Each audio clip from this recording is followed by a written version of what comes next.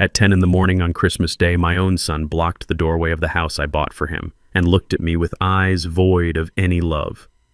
"You are not our family anymore," he said, his voice cold as the winter wind biting at my neck. "Go away, old man." Behind him, I saw his wife Tiffany covering her mouth to hide a cruel giggle while her parents raised their crystal wine glasses in a mocking toast. I stood there for a moment holding the turkey I had spent 6 hours roasting. I did not beg. I did not cry. I simply nodded, walked back to my rusted truck, and tossed the turkey into the garbage bin. Then I sat in the driver's seat and made exactly one phone call. 5 minutes later, the music inside that mansion stopped. 10 minutes later, every single guest at their table was fleeing the property as if the house itself were on fire. My name is Thaddeus Moore. I am 70 years old, and my son thought he was discarding a broken old laborer. He had no idea he was actually declaring war on the owner of the very ground he stood on. Before I tell you how I dismantled their entire lives before dessert was served, please like and subscribe if you have ever had to remind someone exactly who you are. The morning had started with a naive kind of hope. I drove my 20-year-old Ford F-150 down the winding roads of Whispering Pines, a gated community where the driveways were heated and the lawns were manicured with surgical precision. On the passenger seat beside me sat a 20-pound turkey wrapped in 3 layers of foil and heavy towels. It was Betty's recipe. My late wife had seasoned this bird every Christmas for 40 years, and since she passed, I had kept the tradition alive. The cabin of my truck smelled of sage rosemary and the deep earthy scent of roasted meat. To me, it smelled like love. To the residents of this neighborhood, it probably smelled like something that didn't belong. I pulled up to the curb of number 42 Oakview Drive. It was a sprawling colonial revival with white pillars and expansive bay windows. I knew every inch of that structure because I had inspected the foundation myself before I authorized the purchase through a shell company 3 years ago. My son Darnell believed he was renting it for $1 a month from a benevolent anonymous investor he had charmed at a networking event. He liked to tell people he was a marketing genius who knew how to work the system. He never suspected that the investor was the man in grease-stained coveralls who changed his oil. I checked my reflection in the rearview mirror. I was wearing my best Sunday suit, but it was 10 years old and slightly tight around the shoulders. My hands were rough calloused from 50 years of laying pipe and welding steel. I was a black man in a neighborhood where the police were called if a car drove too slowly. But I was Darnell's father and it was Christmas. Surely that still meant something. I walked up the long driveway, the turkey heavy in my arms. Through the large bay window I could see the golden glow of the chandelier. Darnell was standing by the fireplace holding a glass of scotch. He wore a velvet blazer that probably cost more than my truck. Tiffany was seated on the sofa laughing at something her father Brent was saying. Brent and Susan, Tiffany's parents, were there too. They looked like a picture from a magazine, polished, expensive, and utterly relaxed. I rang the doorbell. I heard the chimes echo inside, followed by the sharp click of dress shoes on marble. The door swung open. Darnell stood there filling the frame. He didn't step aside to let me in. He didn't smile. He looked at the aluminum foil bundle in my arms and then up at my face with an expression of profound irritation. "Dad," he said. His voice was a hushed hiss. "What are you doing here?" I shifted the weight of the turkey. "Merry Christmas, son. I brought the bird. Mom's recipe. I thought we were eating at 1. Darnell ran a hand over his freshly trimmed beard. He glanced back over his shoulder at his guests and then stepped out onto the porch, pulling the door almost shut behind him. The heat from inside escaped, carrying the scent of expensive cologne and pine. "Look, plans changed," Darnell said, refusing to meet my eyes. "Tiffany's parents are here. Brent and Susan. They flew in from the coast last night. This is a formal brunch, Dad. A high-end networking opportunity. Brent is introducing me to some major players in the tech sector." I felt a coldness spread through my chest that had nothing to do with the snow falling around us. "So I cannot meet them?" I asked. "I put on a tie, Darnell." Darnell let out a short, cruel laugh. "A tie, Dad, look at you. You drove that scrap metal truck here and parked it right in front of the house. The neighbors are probably already texting the HOA. And that smell. You smell like grease and old spices." "It is sage, Darnell," I said quietly. "It is your mother's seasoning. It smells like poverty," Darnell snapped. His facade of politeness evaporated. "Tiffany's parents are classy people, Dad. They don't understand your world. They don't want to sit across from a man who looks like he just crawled out from under a sink. You don't fit the aesthetic we are building here." The door opened wider behind him. Tiffany appeared. She was wearing a white silk dress that looked like it would stain if you breathed on it wrong. Her blonde hair was swept up in an intricate twist. She looked at me and then wrinkled her nose. "Babe, is everything okay?" she asked, her voice dripping with fake concern. "Oh, Thaddeus, you brought food.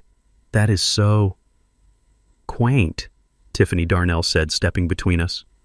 "Dad was just leaving. He got the dates mixed up." I looked at my son. I looked at the woman he married. I saw the disdain etched into the lines of their faces. I saw Brent and Susan peering out from the hallway, holding their wine glasses, watching the scene like it was a reality show for their amusement. "Darnell," I said, my voice low and steady. "I am your father. I paid for your college. I helped you when you crashed your first car. I am the only family you have left on this earth." Darnell's face hardened. He leaned in close, his breath smelling of aged scotch. "That is the problem, Dad. You are an anchor. I am trying to sail, and you are dragging me down to the bottom with your blue-collar stories and your embarrassing truck. You are not our family anymore. You are a liability. Go away." He stepped back and grabbed the door handle.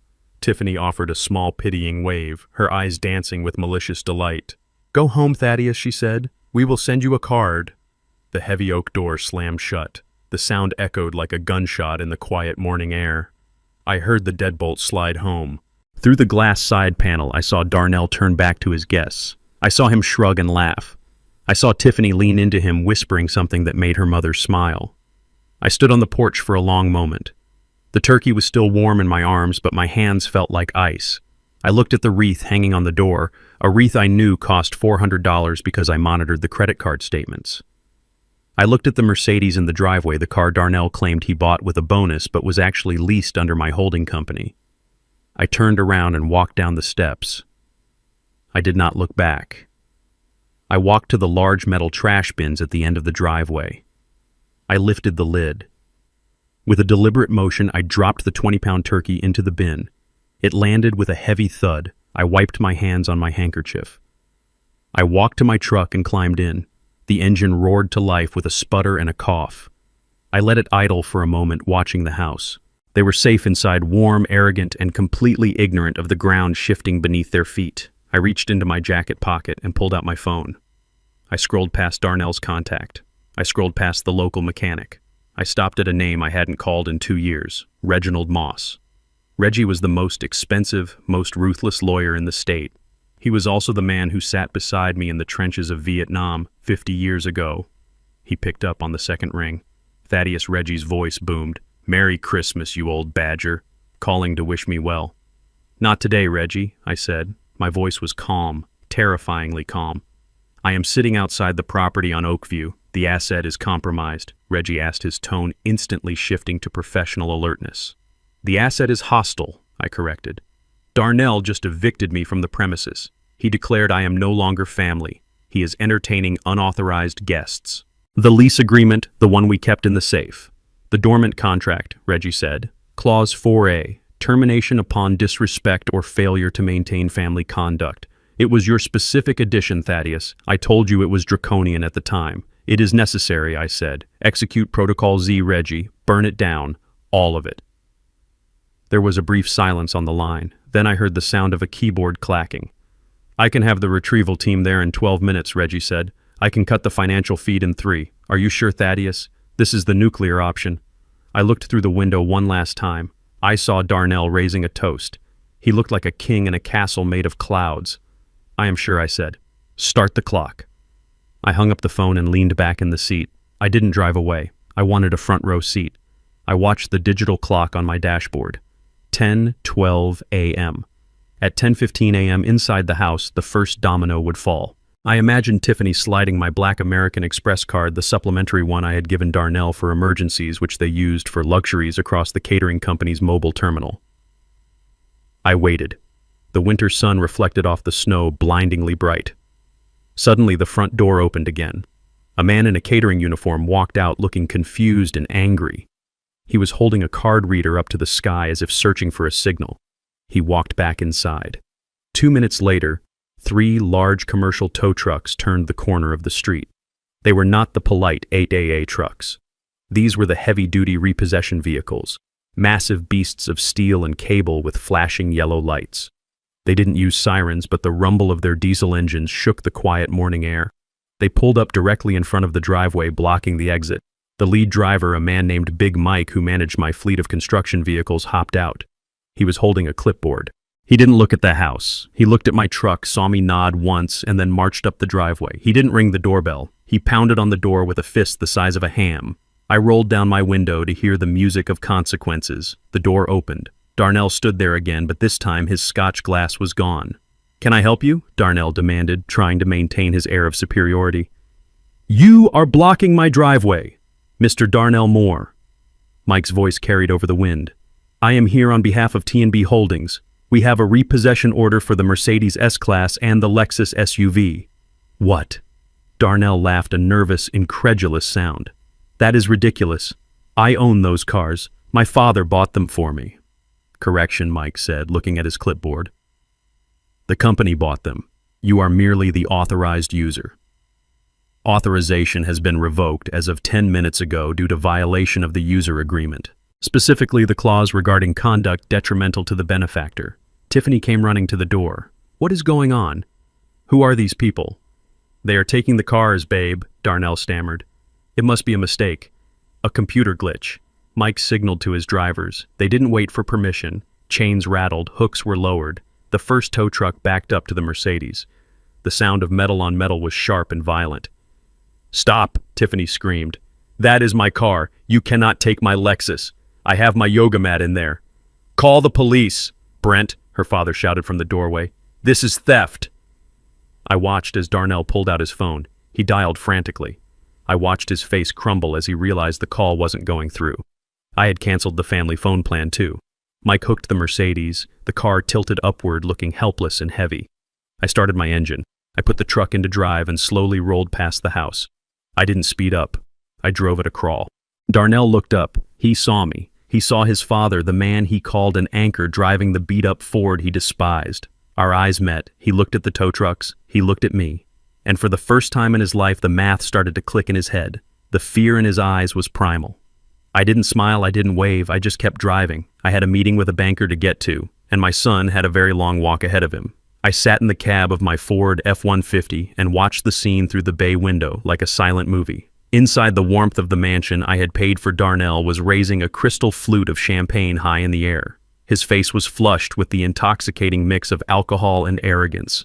Beside him, Tiffany was laughing, her head thrown back, exposing her long neck, while her father, Brent, clapped Darnell on the shoulder with a fatherly pride he had never earned. It was a picture-perfect Christmas tableau, the kind they print on cards to sell to people who dream of a life they cannot afford. I remembered the day we bought that black Mercedes S-Class sitting in the driveway. Darnell had stood in the dealership showroom, his eyes wide and pleading like a child. He told me he needed it to close deals that clients would not trust a marketing director who drove a Honda. I wrote the check for $120,000 without blinking, not because I believed him, but because I wanted him to feel proud. I wanted him to have the start in life I never had. I put the title in the name of T&B Holdings solely for liability purposes, a detail Darnell had waved off as boring paperwork. Now looking at him toasting the people who despised me, I realized that car was never a tool for business. It was just another costume in the play he was acting, in a play where I was no longer cast. The silence in the cab was heavy, broken only by the rhythmic thrum of my engine. Then the ground began to vibrate. At first it was subtle, a low-frequency rumble that shook the snow from the pine trees lining the street. Then it grew louder, a mechanical roar that drowned out the distant holiday music. I checked my watch. Protocol Z was right on schedule. Around the corner, the 3 massive tow trucks appeared, moving in a synchronized formation that would have made a military convoy proud. These were not the small flatbeds you call when you have a flat tire. These were the snatchers, the heavy-duty repossession units with hydraulic lifts and reinforced steel bumpers designed to take what was owed regardless of resistance. Their amber warning lights cut through the gray winter morning, spinning and flashing, reflecting off the pristine white snow like a warning beacon. They did not slow down as they approached the house. They swerved into the driveway with practiced aggression blocking the exit completely. The lead truck driven by Big Mike reversed with terrifying speed toward the Mercedes. The backup alarm beeped incessantly, a shrill piercing sound that shattered the peace of the exclusive neighborhood. I saw the guests inside the house freeze. Darnell's toast hung in the air, his glass half raised. Tiffany turned toward the window, her mouth forming a perfect O of confusion. The second truck maneuvered toward Tiffany's white Lexus SUV parked on the street. The sound of heavy chains dragging across the asphalt was visceral, a metallic screech that sounded like violence.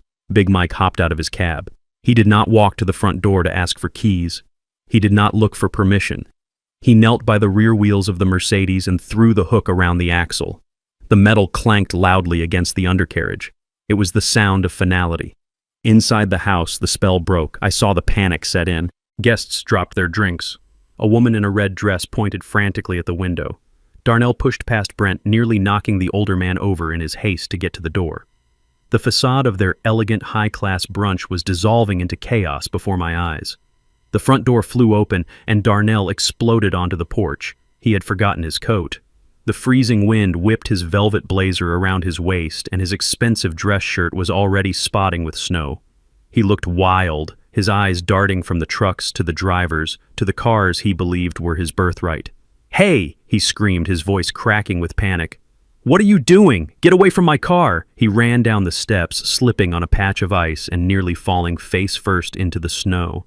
He scrambled upright and threw himself between the tow truck and the Mercedes, spreading his arms as if he could physically stop the hydraulic lift. "Stop it," I said. "Stop it. This is a mistake." Tiffany was right behind him, shrieking like a banshee. Her silk dress was dragging in the slush, but she did not seem to notice. "That is my car. You cannot take it. I have presents in the trunk." Big Mike did not even flinch. He stood up, wiping grease on his pants, and looked Darnell up and down with the disinterested stare of a man who had heard every excuse in the book. "Step aside, sir," Mike said, his voice calm and booming. "I have a repossession order for both vehicles." Darnell's face turned a shade of purple I had never seen before. "Repossession. That is impossible. I paid for this car. My father paid for this car. Call him right now." He pointed a shaking finger at me sitting in my truck across the street. "Call him, he will tell you." Mike looked at his clipboard and then looked at me. I slowly rolled down my window. The cold air rushed in, but I felt warm. Darnell's eyes locked onto mine. He looked desperate, pleading the arrogance of 10 minutes ago, completely gone, replaced by the terrified look of a boy who had broken a window. "Dad," he shouted, tell them this is a mistake." I looked at him. I looked at the son who had just told me I was no longer family because I smelled like labor. I looked at the daughter-in-law who had laughed at my turkey. I looked at Brent and Susan standing in the doorway, clutching their pearls and wine glasses, looking at the scene with absolute horror. I leaned my head out the window. "There is no mistake," I said. My voice was not loud, but it carried through the cold air with crystal clarity. "The owner of the vehicles has revoked your privileges, Darnell. T&B Holdings does not lend assets to non-employees, and since you just fired your father from your family, I assume you have resigned from my good graces as well." Darnell's jaw dropped. "But Dad, you cannot do this. It is Christmas." "It was Christmas 10 minutes ago, too," I replied. "When you slammed the door in my face!" Tiffany lunged at the driver, screaming obscenities that would make a sailor blush. "You old senile fool, giving us these cars was a gift. You cannot take back a gift." Mike stepped between Tiffany and his truck. "Ma'am, the title is in the company name. It was never a gift. It was a company perk, and the CEO just canceled it." He hit the lever on the side of the truck. The hydraulics whined and the rear of the Mercedes lifted into the air. Darnell watched helplessly as his status symbol, his pride, his identity was hoisted up like a piece of dead meat.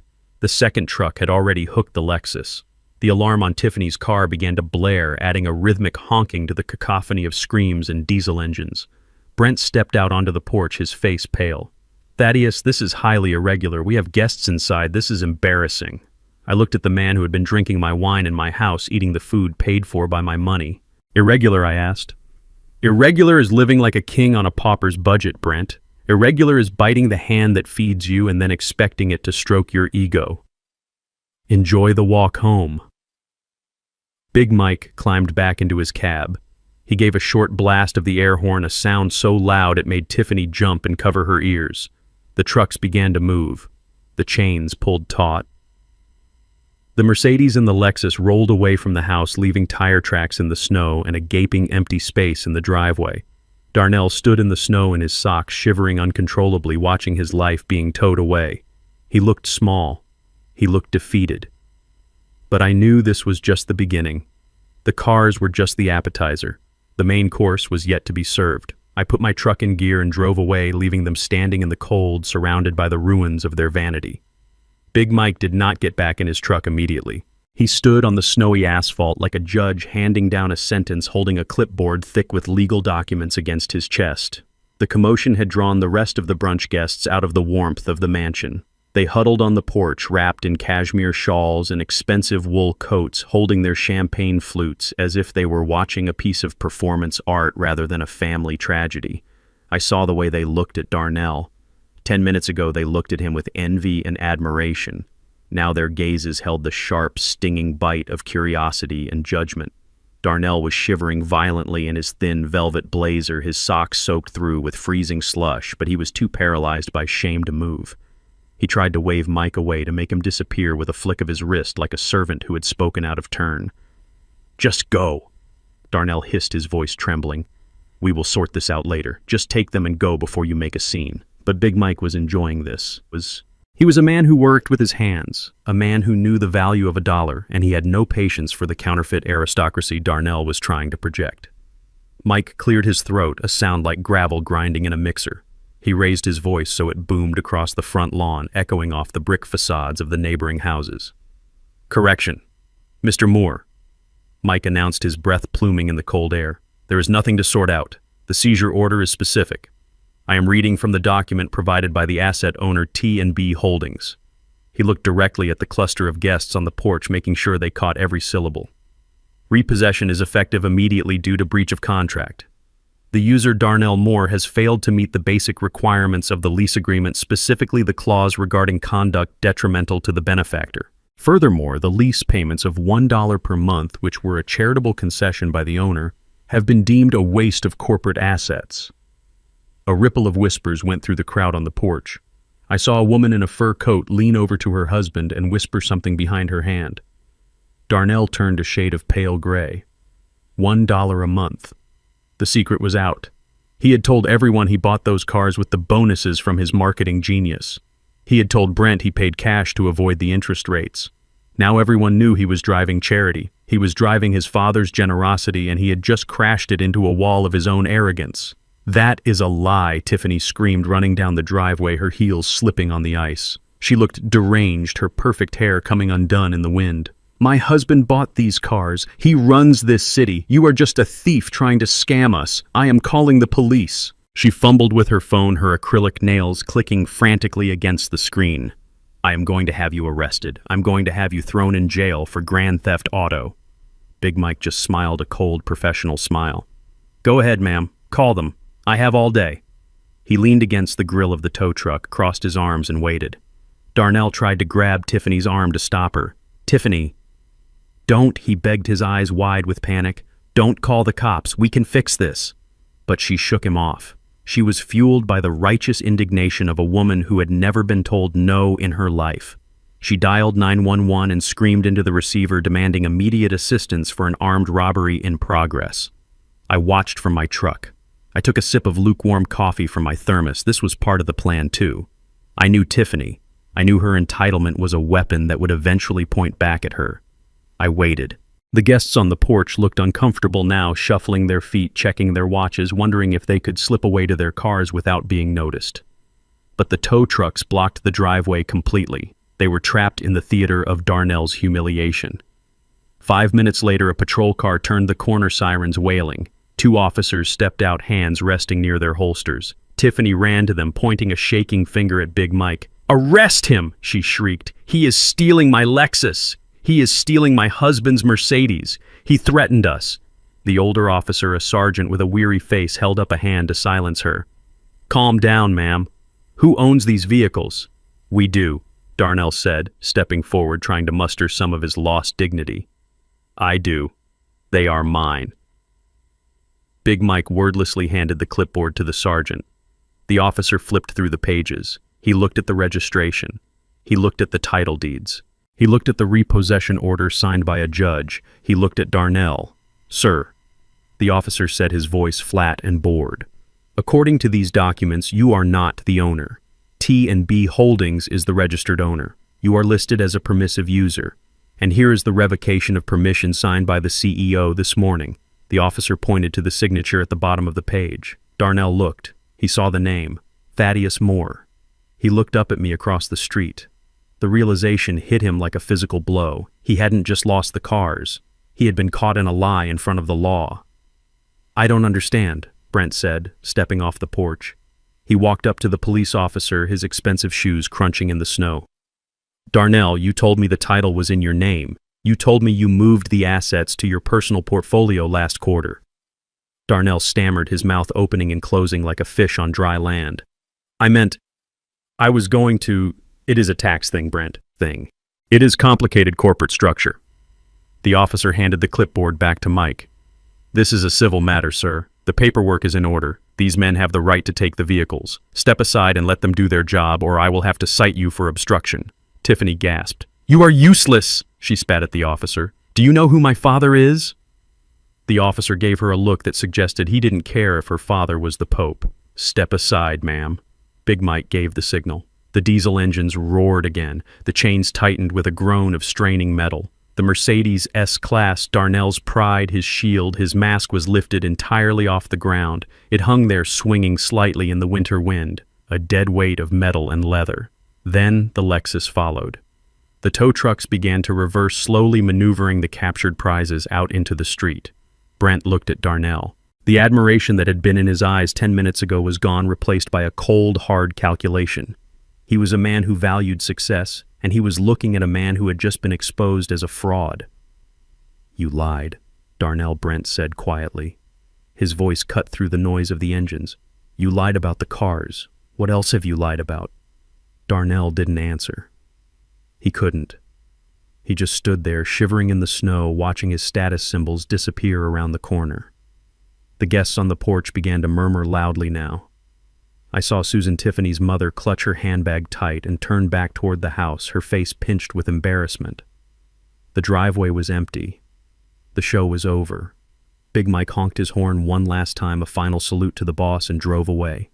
The police officer got back in his cruiser and left, leaving Darnell and Tiffany standing in the slush surrounded by the ruins of their reputation. I put my truck in gear. I eased off the brake. My tires crunched on the ice. I drove slowly past the house. I rolled down the window completely. The cold air bit my face, but I didn't flinch. I drove past Tiffany, who was sobbing into her hands. I drove past Brent, who was staring at the empty spot where the Mercedes used to be. And then I was level with Darnell. He looked up. His eyes were red-rimmed, filled with shock and a dawning horror. He looked at me, expecting me to stop, expecting me to roll down the window and yell or lecture or perhaps offer him a way out. He expected the father who had always saved him to save him one more time. I stopped the truck for a heartbeat. I turned my head and looked him dead in the eye. I didn't say a word. I didn't frown. I didn't smile. I just looked at him with the absolute indifference of a stranger. I let him see the void where his father used to be. I let him feel the weight of the silence between us, a silence he had created and I was now enforcing. He took a step toward the truck, his hand reaching out. "Dad," he whispered. I pressed the accelerator. The truck moved forward, steady and relentless. I watched him in my side mirror as he shrank into the distance, a small, dark figure against the white snow of the empty driveway. He was alone, and I had a meeting with a bank manager to ensure he stayed that way. I drove my rusted Ford back to the south side of the city. The neighborhood was different here. The driveways were cracked and the houses sat close together like huddled shoulders against the cold. My apartment was on the second floor of a brick duplex I had bought 30 years ago. It was simple. The carpet was worn and the furniture was older than my son, but it was paid for. It was mine. Darnell hated this place. He called it a dungeon. He said it smelled like old memories and stagnation. He did not understand that this apartment was the command center of an empire he didn't even know existed. I walked into my small office and locked the door. I pushed aside a painting of a lighthouse on the wall to reveal a heavy steel wall safe. It was an old model, purely mechanical, with a dial that clicked satisfyingly under my fingers. I spun the combination, left to 20, right to 10, left to 5. The heavy door swung open with a groan of well-oiled steel. Inside, there were no stacks of cash or gold bars. Instead, there was a single thick, leather-bound ledger, the Black Book. I sat at my desk and opened it. The pages were filled with my handwriting columns of numbers and dates documenting every single dollar I had funneled into Darnell's life for the past decade. The down payment on the mansion, the seed money for his failing marketing firm, the monthly allowances disguised as dividends from a trust that didn't exist. The total at the bottom of the last page was staggering, $2.5 million. Money I had earned laying pipelines under the city, dealing with city councils, and quietly buying distressed properties when no one was looking. I was not just a retired laborer. I was T&B Holdings. I owned the strip mall where Darnell bought his coffee. I owned the warehouse district where he claimed to have an office. I owned the ground he walked on, and he treated me like the dirt beneath his shoes. I closed the book.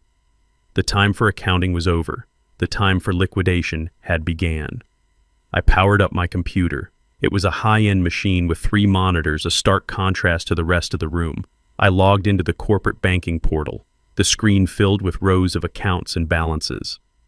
I navigated to the sub-account labeled Darnell Lifestyle. It was a line of credit I had established to keep up appearances for him. It had a limit of $50,000 a month, and he usually maxed it out. I looked at the active cards linked to the account. There were 2, a Platinum Visa for him and a Black Centurion for Tiffany. They flashed these cards around town like badges of honor, unaware that I paid the bill every 30 days. My cursor hovered over the Suspend All Services button. It was a small red rectangle on the screen, a simple digital switch. Yet pressing it felt heavier than lifting a steel beam. This was the lifeline. This was the blood supply to their artificial existence. If I clicked this, I was not just cutting off their money. I was cutting off their identity. I remembered Darnell as a boy asking for a few dollars for the ice cream truck. I remembered his smile. Then I remembered the door slamming in my face an hour ago. I remembered Tiffany laughing at my turkey. I remembered Brent looking at me like I was the help. My finger came down on the mouse. Click. A dialog box popped up. Are you sure you want to suspend all associated cards and freeze assets? This action is immediate and irreversible. I didn't hesitate this time. I hit enter. The screen refreshed. Status suspended. The font turned red. It was done. The invisible stream of wealth that had kept Darnell's delusions alive had just dried up. I sat back in my chair and exhaled. I felt a strange sensation in my chest. It wasn't guilt. It was power. It was the cold, absolute power of a man who finally decides to stop holding up the sky for people who hate him. 5 miles away in the dining room of the Oakview mansion, the atmosphere was already tense. The guests were still whispering about the tow trucks, but Tiffany was trying to salvage the brunch. She had ordered the catering staff to bring out the main course early. It was an extravagant spread. Lobster tails, imported cheeses, truffle-infused pasta, and bottles of vintage Dom Perignon. The head caterer, a man named Pierre, who I knew personally because he rented his commercial kitchen space from me, walked up to Darnell. Pierre looked nervous. He had seen the cars being towed. He knew the smell of trouble. "Mr. Moore," Pierre said discreetly, "before we serve the champagne, I need to settle the final bill. It is company policy for events over $10,000. Darnell adjusted his jacket, trying to regain his composure. "Of course, Pierre, no problem." He reached into his pocket and pulled out the Platinum Visa. He handed it over with a flourish loud enough for Brent and Susan to hear. "Put it on this card, and add a 20% tip for the trouble earlier." Pierre took the card and inserted it into his portable chip reader. The machine beeped once. Processing. The room went silent. Everyone watched. Darnell smiled at Brent. "Just a misunderstanding with the leasing company, Brent. We are sorting it out." The machine made a harsh, low buzzing sound. "Declined." Pierre frowned. "I am sorry, Mr. Moore. It did not go through." Darnell laughed nervously. "That is impossible. There is no limit on that card. Try it again. The chip is probably dirty." He rubbed the card on his velvet sleeve and handed it back. Pierre tried again. He held the machine up, trying to get a better signal. He inserted the card. He waited. Buzz. Declined. Message code 05, contact issuer. Darnell's smile faltered. "Here, use Tiffany's card." He snapped his fingers at his wife. Tiffany dug into her clutch and produced the heavy Black Centurion card. She slammed it on the table. "This one never fails." It is invite only. Pierre took the black card. He swiped it. The machine didn't even wait to process. It beeped instantly. Card blocked. Confiscate immediately. Pierre looked at the screen and then at Darnell. His face hardened. Mr. Moore, both cards are dead. The bank order says confiscate. What? Darnell shouted, standing up. That is insane. My father must have messed up the transfer. Do you have another form of payment? Pierre asked, his voice losing all politeness. The total is $15,400. Darnell patted his pockets. He looked at Tiffany. She shook her head, her eyes wide with panic. I don't have cash, Darnell. Who carries cash? Brent Susan. Pierre asked, turning to the in-laws. Perhaps you can cover it. Brent turned a shade of crimson. I left my wallet at the hotel. We assumed Darnell was hosting. Pierre nodded slowly. I see. He turned to his staff. Pack it up. Excuse me, Tiffany shrieked. People are hungry. You cannot just leave. We are not leaving, ma'am, Pierre said. We are taking the food. We do not serve without payment. Boys, clear the table. The catering staff moved in like locusts. They didn't do it gently. They grabbed the plates of lobster right out from under the guests' noses. They corked the open champagne bottles. They swept the truffle pasta back into metal trays. The sound of silverware clattering and plates stacking filled the room, drowning out the holiday music. It was a scene of utter humiliation. The guests watched in horror as their lunch was repossessed bite by bite. Darnell stood there helpless, watching the feast vanish. He looked at the empty table, then at the confused, angry faces of his guests. I am leaving a woman in a fur coat announced, standing up. This is a circus. Me too, her husband agreed. Darnell, this is disgraceful. The guests began to file out. They didn't say thank you. They didn't say Merry Christmas. They just grabbed their coats and fled the scene of the disaster. Brent and Susan stood by the door, shivering. Their driver had been dismissed because Darnell had promised to drive them back in the Mercedes that was currently in an impound lot across town. Darnell Brent said, his voice trembling with rage. Call us a car. We are going back to the Four Seasons. Darnell pulled out his phone. He tapped the screen frantically. Then he looked up, his face pale. My Uber account. It is linked to the credit card. It won't let me book a ride. Susan let out a small sob. We are stranded. We are stranded in this house with no food and no car. You will have to call a taxi, Brent said, disgusted. An old-fashioned taxi. And you will have to pay cash, Darnell, because I am certainly not paying for my own rescue. I watched the GPS tracker on my computer screen. I saw the dot representing Darnell's phone pacing back and forth in the hallway. I saw the catering van leaving the property. I leaned back in my chair in the quiet of my apartment. The silence here was peaceful. The silence in that mansion must have been deafening. Protocol Z was in full effect, and I hadn't even served the eviction notice yet. The silence of the morning after Christmas was a luxury I had not afforded myself in years. I sat on the worn velvet armchair in my living room, sipping black coffee from a chipped mug that Betty had bought at a flea market 20 years ago. The sun was streaming through the blinds, illuminating dust motes dancing in the air. It was peaceful. It was quiet. It was the calm before the second storm. At 8:30 in the morning, the pounding started. It was not a polite knock. It was a rhythmic, violent hammering that shook the doorframe. I didn't flinch. I didn't rush. I took another sip of coffee, savoring the bitterness before placing the mug on the coaster. I walked to the door, my boots heavy on the hardwood floor. I knew exactly who was on the other side. I unlocked the deadbolt and pulled the door open. Darnell and Tiffany stood on my porch, shivering in the biting cold. They looked like the survivors of a shipwreck. Darnell was wearing the same velvet blazer from yesterday, but it was wrinkled and stained. His expensive dress shoes were covered in gray slush. Tiffany looked even worse. Her mascara was smeared around her eyes like war paint, and she was wrapped in a coat that looked too thin for the weather. They didn't have a car. I saw a yellow taxi pulling away from the curb. They had paid cash to come here to scream at me. Before I could even say hello, Tiffany pushed past me into the hallway. Her perfume was stale, mixed with the scent of desperation. "You crazy old man!" she shrieked, her voice cracking. "Do you have any idea what you did to us?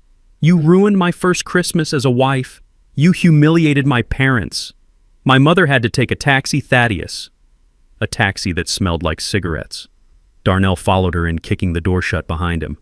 He didn't look at me with shame. He looked at me with a terrifying sense of entitlement. His eyes were bloodshot. "Fix it, Dad," Darnell demanded. He paced the small living room like a caged animal kicking at the edge of my rug. "Call the bank. Call the leasing company. Tell them it was a computer error. I have clients calling me. My LinkedIn premium subscription bounced this morning. Do you know how embarrassing that is?" I leaned against the wall, crossing my arms. I watched them invade my sanctuary. They weren't here to apologize. They weren't here to ask for forgiveness. They were here because the ATM had stopped dispensing cash and they wanted to kick the machine until it started working again. "I am not fixing anything," I said calmly. "The glitch was corrected, Darnell. The error was funding a lifestyle you did not earn." Tiffany spun around, her face twisted in a sneer. "Oh, spare us the moral high ground speech. We know what this is really about. You are jealous." "Jealous?" I asked, raising an eyebrow. "Yes, jealous," she spat. "You hate that Darnell loves me. You hate that he fits into my world, a world of class and sophistication that you could never understand. You are just a bitter, lonely old man who wants to control him because you have nothing else. You saw my parents yesterday. You saw how much Darnell respects them, and you couldn't handle it. You wanted to punish him for loving a family that actually has standards." I looked at her. I looked at this woman who thought class was a logo on a handbag. Darnell stepped forward, pointing a finger in my face. "She is right, Dad. This is petty. You are punishing me because I moved on, because I leveled up. But you cannot cut me off. That money isn't even yours." I stared at him. "What did you say?" "That money," Darnell shouted, his voice echoing in the small room. "The trust fund, the allowance. That is Mom's money. It is her life insurance policy. It is her savings. You are just the executor. You have no right to withhold my inheritance. You are stealing from me, Thaddeus. You are stealing my mother's legacy to feed your own ego." The air in the room grew heavy. The mention of Betty was a mistake, a fatal, tactical error. Darnell had built a fantasy in his head. He had convinced himself that his father, the man in the work boots, was incapable of generating wealth. He believed the money came from a magical pot of gold left by his mother, a woman who worked as a school librarian for 30 years. I walked over to the steel safe on the wall. I spun the dial. Darnell watched me, his eyes hungry, thinking I was getting cash. I pulled out a thin folder and tossed it onto the coffee table. It slid across the surface and stopped in front of him. "Open it," I said. Darnell frowned. He picked up the folder and flipped it open. It wasn't cash. It was a copy of Betty's death certificate and the final probate documents from 10 years ago. "Read the bottom line," I commanded. Darnell's eyes scanned the paper. He squinted. "Estate value, $2,400. He looked up confused. "That is a typo. Mom had millions. We lived in that house. We had the cars. Your mother died with $2,000 in her checking account." "Darnell," I said, my voice cold as ice. "She was a good woman, but she wasn't rich. She didn't leave you a trust fund. She left you her recipes and her love." "Then where did the money come from?" Darnell whispered, the paper shaking in his hand. "It came from me," I said. "It came from the dirt, Darnell. It came from 50 years of waking up at 4 in the morning. It came from buying swampland when everyone said I was crazy and selling it to developers 10 years later. It came from T&B Holdings. Thaddeus and Betty, I made that money. Every single cent you have spent on suits and champagne and cars came from these hands." I held up my hands, palms open, showing him the calluses and the scars. "That allowance wasn't an inheritance," I continued, stepping closer to him. "It was a payroll check. I treated you like an employee, Darnell. I paid you a salary to be my son. I invested in you hoping you would grow into a partner, but I audited the books yesterday, and I realized I have been pouring capital into a failing venture." Darnell took a step back, hitting the edge of the sofa. "No, that is a lie. You are a laborer. You fix pipes. I own the company that fixes the pipes I corrected, and as the CEO, I am making a personnel decision. You are fired, Darnell. Your position as my dependent has been terminated effective immediately due to gross misconduct and insubordination." Tiffany laughed, a high-pitched, nervous sound. "You expect us to believe that? You are lying. You are just trying to scare us." "Darnell, tell him he is lying." Darnell looked at me. He looked at the apartment, the worn carpet, the old furniture. He couldn't reconcile the man he saw with the numbers he had spent. Get out, I said. No, Darnell said, his face hardening again. Not until you reactivate the cards. I don't care where the money comes from. I have a reputation, Dad. You cannot do this to me. I will not leave until you fix this. He sat down on my armchair, crossing his arms like a petulant child. Tiffany sat next to him, glaring at me. We are staying right here, she threatened, until you come to your senses. I looked at them. They were invaders in the only place I had left. Fine, I said. Stay. I turned and walked into the kitchen. I opened the back door that led to the small yard. It was freezing outside. The garden hose was coiled by the faucet. I had used it yesterday to rinse the road salt off the undercarriage of my truck before the freeze set in. It was a heavy-duty industrial hose with a high-pressure brass nozzle. I turned the tap. The water rushed through the rubber pipe. I tested the nozzle. A jet of freezing water shot out, hitting the fence with a sharp slap. I dragged the hose through the kitchen and into the hallway. Darnell looked up. What are you doing? I am cleaning the trash out of my house, I said. I squeezed the trigger. The stream of water hit Darnell squarely in the chest. It wasn't a trickle. It was a blast of ice-cold liquid that soaked his velvet blazer in a second. He screamed, jumping up from the chair. Hey, stop it! That is freezing! I turned the nozzle toward Tiffany. She shrieked, diving behind the sofa. I said, get out, I roared, advancing on them. I sprayed them again. The water was relentless. It soaked the carpet. It soaked their clothes. It filled the air with a mist that felt like needles on the skin. Darnell slipped on the wet floor, scrambling to get away from the stream. He looked like a wet rat. He grabbed Tiffany's hand and dragged her toward the door. You are crazy, he shouted, shielding his face. You are insane. I blasted them all the way to the threshold. I didn't stop until they were on the porch, until they were running down the steps, slipping on the ice, their expensive clothes ruined, their dignity washed away. I slammed the door and locked it. I stood there for a moment, breathing hard, listening to the water drip from the walls. My living room was a mess. My carpet was soaked. But the air felt cleaner than it had in years. I walked back to the kitchen and turned off the tap. I had a mess to clean up. But for the first time in a long time, I didn't mind the work. I spent the next 2 hours drying out my hallway with old towels. The silence in the apartment was heavy, but it was mine. I sat at my kitchen table, polishing off the rest of the cold coffee, waiting for the next wave. I knew my son. Darnell was not a man who accepted defeat. He was a man who escalated until he hit a wall he couldn't climb. At noon, the doorbell rang again. This time there was no pounding, just a firm, confident press of the button. I walked to the door and opened it. Darnell was there. He had changed his clothes, wearing a fresh suit that looked like it hadn't been tailored yet. Beside him stood a man I didn't recognize. He was young, wearing a suit that was too shiny and holding a briefcase that looked like it was made of vinyl, not leather. He had the hungry look of a lawyer who advertised on bus benches. Tiffany stood behind them, arms crossed her face, a mask of smug anticipation. Mr. Moore, the young man said, extending a hand. I ignored. I am Barry Lipschitz. I represent your son, Darnell Moore. We are here to serve you with a notice of intent to sue for assault regarding the water hose incident earlier this morning. Furthermore, we are filing an emergency injunction to restore access to the financial assets you illegally froze. Darnell stepped forward, his chest puffed out. You messed up, Dad. You assaulted us. Barry says that is a felony, elder abuse in reverse. We are going to own this duplex by the time the judge is done with you. And the cards, you have to turn them back on. It is financial coercion. I looked at Barry. I looked at Darnell. I didn't say a word. I just stepped back and opened the door wider, inviting them into the damp hallway. Come in, I said. Darnell smirked at Tiffany. See, he is scared. They walked into the living room. They didn't notice the man sitting in the shadows of the dining alcove eating a sandwich. Reggie wiped his mouth with a napkin and stood up. He was 6 feet 4 inches of pure intimidation. He wore a 3-piece charcoal suit that cost more than Barry's car. He didn't smile. He didn't offer a hand. He just adjusted his silk tie and walked into the light.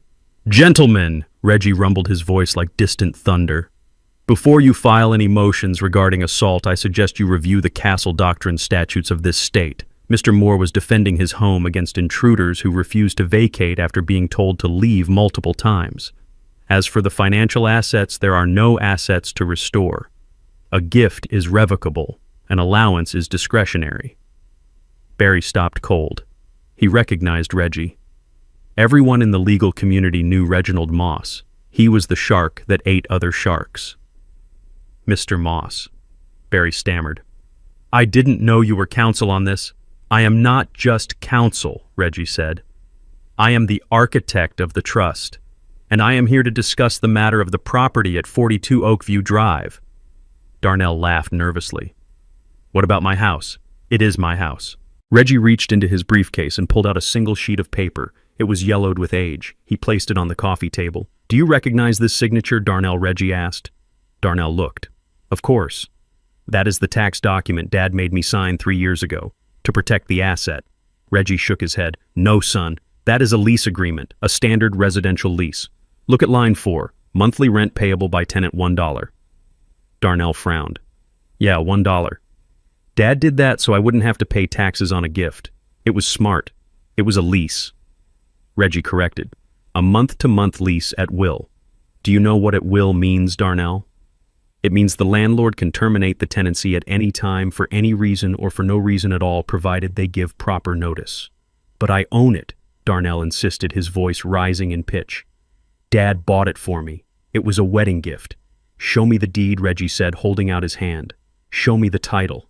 Show me one piece of paper that says Darnell Moore owns anything other than the clothes on his back." Darnell froze. He looked at me. "Dad, tell him." I sat down in my armchair. "You wanted to play the big shot, Darnell. You wanted to tell your friends you were a real estate mogul. So I let you. I let you sign a lease for $1 so you could feel like a king. But you never read the fine print. You never asked why T&B Holdings was listed as the landlord. You just signed because you saw a free ride." Reggie tapped the paper. "Here is the reality check. You are a tenant who has violated the conduct clause of his lease, a tenant who has just become very expensive to maintain." Barry, the cheap lawyer, closed his briefcase. He took a step back. "Darnell, you told me you had the deed. You told me it was in your name." "I thought it was," Darnell whispered. Reggie pulled out a second document. This one was crisp and new. He handed it to Darnell. "This is a notice of rent adjustment," Reggie announced. "Effective immediately, the special family discount of $1 per month is revoked due to the termination of the family relationship. The rent is now adjusted to fair market value for a 6,000 square foot estate in a gated community." Darnell read the paper. His hand started to shake. The paper rattled. $8,000, he choked out. $8,000 a month, plus utilities, Reggie added, and landscaping fees, and HOA dues. Those were all covered by Thaddeus as a courtesy. That courtesy has expired. Tiffany snatched the paper from Darnell's hands. Her eyes scanned the numbers. Her face went pale white beneath her makeup. $8,000. We cannot afford $8,000 a month, Darnell. We don't even have $8,000 in the bank." Darnell looked at me. "Dad, this is impossible. You know I don't make that kind of money. My salary is—" "Your salary is irrelevant," Reggie cut him off. "You have 2 options, Mr. Moore. Option 1, you pay the first month's rent plus a security deposit of $16,000 within 24 hours. Option 2, you vacate the premises within 30 days. 30 days! Darnell screamed. "Where are we supposed to go? We have furniture. We have a life." "That is not my client's concern," Reggie said coldly. "If you are not out in 30 days, we will file for eviction, and an eviction on your record will make it very difficult to rent even a studio apartment in this city." Tiffany turned on Darnell. Her eyes were wide with a mixture of panic and revulsion. "You told me the house was paid off. You told me your father gave it to us. You lied to me." Darnell reached for her. "Baby, listen, I thought—" "Don't touch me," she hissed, stepping away from him. She looked at the apartment, then at me, then at Darnell. "You are broke. You are actually broke. You have nothing." She wasn't looking at her husband anymore. She was looking at a stranger who had tricked her into a life of poverty. The illusion of wealth that Darnell had used to catch her had just evaporated in my living room, leaving behind the smell of damp carpet and the cold, hard truth. Barry, the lawyer, cleared his throat. "I think I am going to go. I don't do landlord-tenant disputes. Good luck, Darnell." He walked out, leaving the door open. Reggie packed up his papers. "The clock starts now, gentlemen and lady. 30 days. or a check for $24,000 by tomorrow morning. I stood up. I walked to the door and held it open. "You heard the man," I said. "Get out of my house." And Darnell. He looked at me, his eyes hollow. "Don't slam the door on your way out. It is rude." They walked out into the cold afternoon. Tiffany walked fast, putting distance between herself and Darnell. Darnell walked slowly, his head down, his shoulders slumped. He looked like a man carrying the weight of the world. But it wasn't the world. It was just the weight of his own lies finally crushing him. I closed the door gently and locked it. One down. But the war wasn't over. Tiffany still had a voice, and she was about to use it. I sat in the dark of my kitchen, illuminated only by the blue glow of my tablet. On the screen, my daughter-in-law Tiffany was crying. It was a masterful performance. She was sitting on the edge of a bed in what looked like a cramped hotel room. The lighting was dim, designed to cast shadows under her eyes to make her look exhausted and fragile. Darnell sat beside her, his head bowed, looking like a broken man. The live viewer count in the corner of the screen was climbing rapidly. 5,000, 8,000, 10,000 strangers tuning in to watch the assassination of my character. "Guys, I did not want to do this," Tiffany whispered, her voice trembling just enough to sell the lie. "We wanted to handle this privately, but we have nowhere else to go. We are currently homeless. My husband's father—" She paused to wipe away a dry tear. "He kicked us out. On Christmas. Because we refused to let him control us anymore." She looked directly into the camera lens, her blue eyes wide and pleading. "It started months ago. He would come over unannounced. He would make comments about my clothes, about how I spent money. He made me feel unsafe in my own home. And when Darnell finally stood up to him, when Darnell finally said no to the toxicity, Thaddeus snapped. He cut off our bank accounts. He stole our cars. He left us on the street with nothing just to teach us a lesson. It is financial abuse, guys. Pure and simple." Darnell nodded slowly. He did not look at the camera. He looked at the floor. "Yeah," he mumbled. "My dad, he is not the man I thought he was.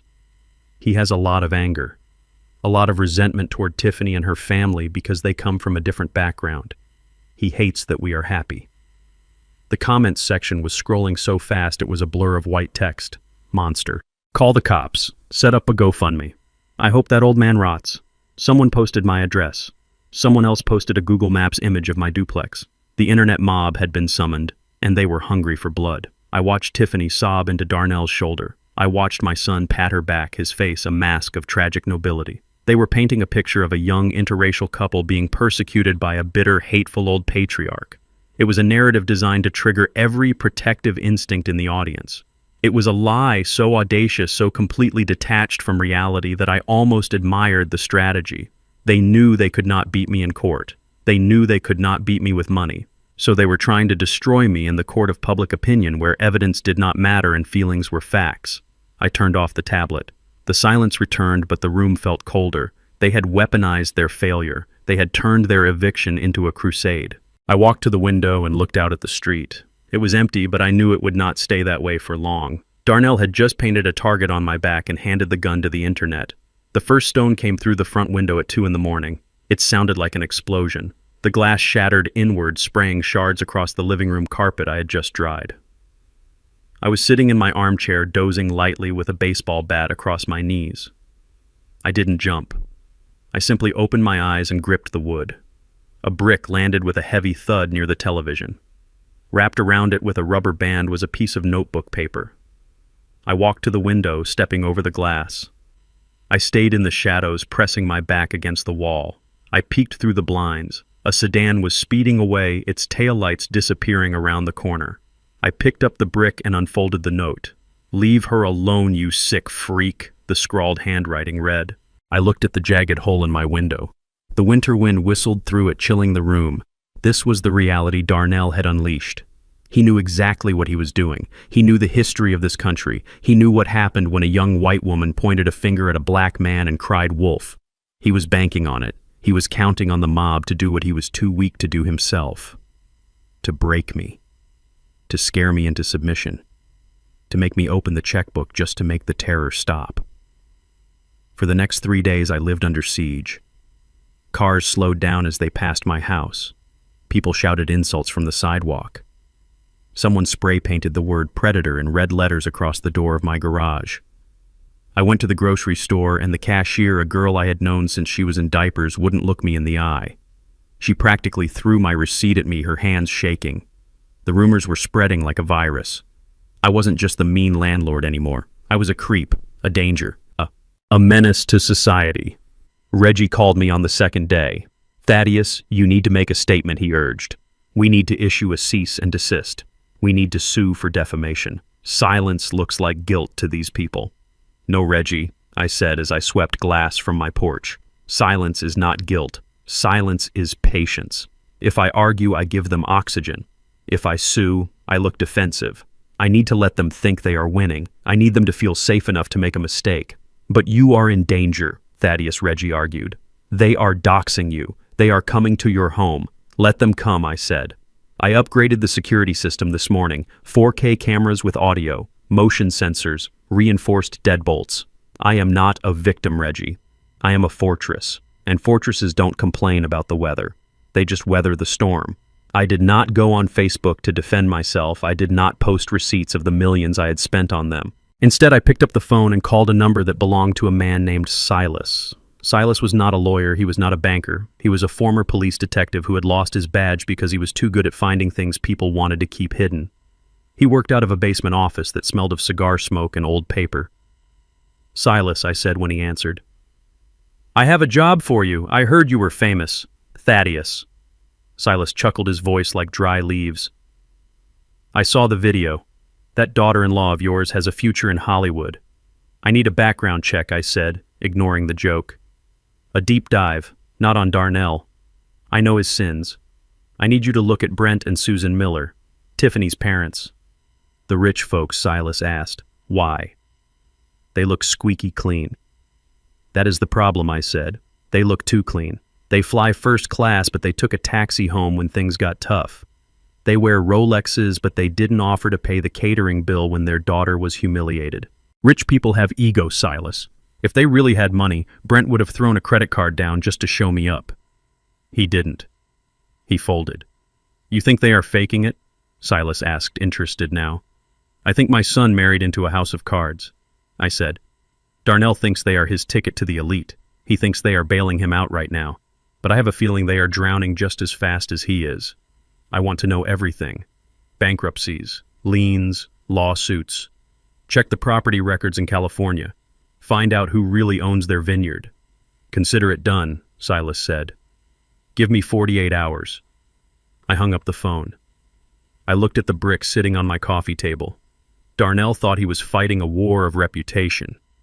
He thought if he made me look bad enough, I would crumble. He didn't understand that I wasn't fighting for my reputation. I didn't care what strangers thought of me. I was fighting for the truth. And the truth was a slow-acting poison. I walked over to the window and taped a piece of cardboard over the hole. The wind was still blowing, but I felt a fire burning in my gut. They wanted to play the victim. Fine. I would let them play. I would let them build their stage and shine their spotlights. And then when the whole world was watching, I would pull the floor out from under them. I sat back down in my chair and waited. The silence in the house was no longer lonely. It was expectant. The hunter was waiting for the trap to snap. Silas sat in the shadows of my small kitchen, his face illuminated only by the tip of his burning cigar. He did not smile when I poured him a glass of whiskey. He simply slid a thick manila envelope across the scratched surface of my table. It hit the wood with a heavy slap that sounded like a verdict. I picked it up. My hands were steady, but my stomach churned with a familiar dread. I opened the clasp and spilled the contents onto the table. It was not a criminal record. It was a financial autopsy of the Miller family. I picked up the first document. It was a foreclosure notice from a bank in Napa Valley dated 4 years ago. I picked up the next one. A Chapter 7. Bankruptcy filing listing debts totaling $3 million. I read through the credit reports, which were a sea of red flags and missed payments. I looked at the employment history. Brent Miller was not a vineyard owner. He was a tasting room manager who had been fired for inventory theft. Susan Miller had not worked in 20 years. They did not own a sprawling estate on the coast. They lived in a 2-bedroom rental apartment in a complex that had seen better days. The realization hit me like a physical blow. My son had not married into money. He had married into a mirage. Darnell believed he was climbing the social ladder, but he had actually tethered himself to a sinking ship. Brent and Susan were not here to celebrate Christmas. They were here to nest. They were here because they had run out of options, and Darnell, with his leased Mercedes and his big house funded by my money, looked like the perfect mark. They were parasites feeding on a host that was itself a parasite. It was a circle of leeching so pathetic it almost made me laugh. Almost. Silas took a sip of his drink. "They are broke, Thaddeus," he said, his voice raspy. "They have $40 in their joint checking account. They maxed out their last credit card on the plane tickets to get here. They are living on the cash Darnell gives them, which means they are living on your money laundered through your son's delusions." I stared at the papers. This was why Brent didn't pay the catering bill. This was why they took a taxi instead of an Uber. This was why Tiffany was so desperate to keep the house. It wasn't just about status. It was about survival. They had nothing. And now, thanks to me, Darnell had nothing either. I was still staring at the proof of their poverty when a knock came at the door. It was not the pounding of an angry tenant. It was a soft, hesitant tapping. I signaled Silas to stay quiet. I gathered the papers and shoved them back into the envelope, hiding it under a newspaper. I walked to the door. Darnell stood on the porch. He looked terrible. His eyes were sunken and he hadn't shaved in 3 days. He wasn't wearing a suit this time. He was wearing jeans and a hoodie, looking more like the boy I used to take fishing than the man who had slammed a door in my face. He didn't yell. He didn't demand. He just stood there with his hands in his pockets, shivering in the cold. "Can I come in, Dad?" he asked, his voice cracking. "It is cold out here." I stepped aside. He walked in and stood in the hallway, afraid to enter the living room where I had sprayed him with the hose. He looked at the floor. "I know you are angry," he said softly. "I know I messed up. I know I said things I shouldn't have. But you have to understand the pressure I am under. Tiffany's parents expect a certain lifestyle. I was just trying to make you proud, Dad. I wanted you to look at me and see a success." I leaned against the wall, crossing my arms. I didn't offer him coffee. I didn't offer him a seat. "You have a strange way of showing it. Darnell," I said, "evicting your father on Christmas does not usually scream success." He looked up, his eyes filling with tears. "I know. I am sorry. I am so sorry. But I am here because things have changed. I am not asking for me. I can handle the poverty. I can handle the humiliation. But I cannot let an innocent suffer." I frowned. "What are you talking about?" Darnell took a deep breath. He reached into his pocket and pulled out a folded piece of paper. He held it out to me, his hand trembling. "Tiffany is pregnant," he whispered. "You are going to be a grandfather." The world stopped. The anger, the betrayal, the cold calculation of my revenge plan, it all froze in that single second. A grandchild, a baby carrying the Moore name, a piece of Betty continuing on in this world. I felt a crack in the stone wall I had built around my heart. I looked at Darnell, and for the first time in days I saw my son. I saw the fear of a father who cannot provide. I saw the desperation of a man trying to protect his family. I took the paper. It was a printout of an ultrasound, a grainy black and white image showing a tiny gray bean in a sea of static. "She is 8 weeks along," Darnell said, tears spilling onto his cheeks. "We just found out. That is why she has been so emotional. That is why she was so crazy about the house. She is nesting, Dad. She is scared. We are going to have a baby, and we are homeless. We have no car. We have no money for doctors." I stared at the image. I touched the glossy paper with my thumb. A grandchild. I imagined holding a baby again. I imagined teaching a little boy to fish, or a little girl to read. I imagined redemption. Maybe this was the wake-up call Darnell needed. Maybe fatherhood would change him the way it changed me. I looked up at Darnell. He was watching me with an intensity that bordered on hunger. "Please, Dad," he begged. "Don't do it for me. Do it for him, or her. Don't let your grandchild start life in a motel room. Just reinstate the allowance. Just for a few months. Until I can get back on my feet." I felt my resolve crumbling. I was an old man. I was lonely. I wanted a legacy more than I wanted justice. I walked over to the desk and picked up my checkbook. I felt the weight of the pen in my hand. Just one check, I told myself. Just enough to get them a safe place. Just enough to make sure the baby is healthy. I opened the checkbook. I was about to write the date when a thought struck me. A small, nagging voice in the back of my head. The voice of Thaddeus Moore, the businessman, not the father. Trust, but verify. I stopped. I looked at the ultrasound again. There was something about the header. It looked clean. Too clean. Darnell, I said, slowly lowering the pen. Which doctor is she seeing? Darnell blinked. Dr. Evans. At the downtown clinic. He is the best. I knew Dr. Evans. He was a good man. He had treated Betty during her cancer scare years ago. I pulled out my phone. Okay, I said. I will call him. I will pay for her prenatal care directly. I will set up an account with the clinic right now. Darnell's face changed. It was subtle, a flicker of panic behind the tears. You don't have to do that, Dad. Just write the check. It is easier. I don't want to bother the doctor. He is very busy. I dialed the number. I put it on speaker. Darnell took a step forward, reaching for the phone. Dad, stop. You are embarrassing me. The receptionist answered. City Medical Clinic. How can I help you? Hi, this is Thaddeus Moore, I said. My eyes locked on Darnell.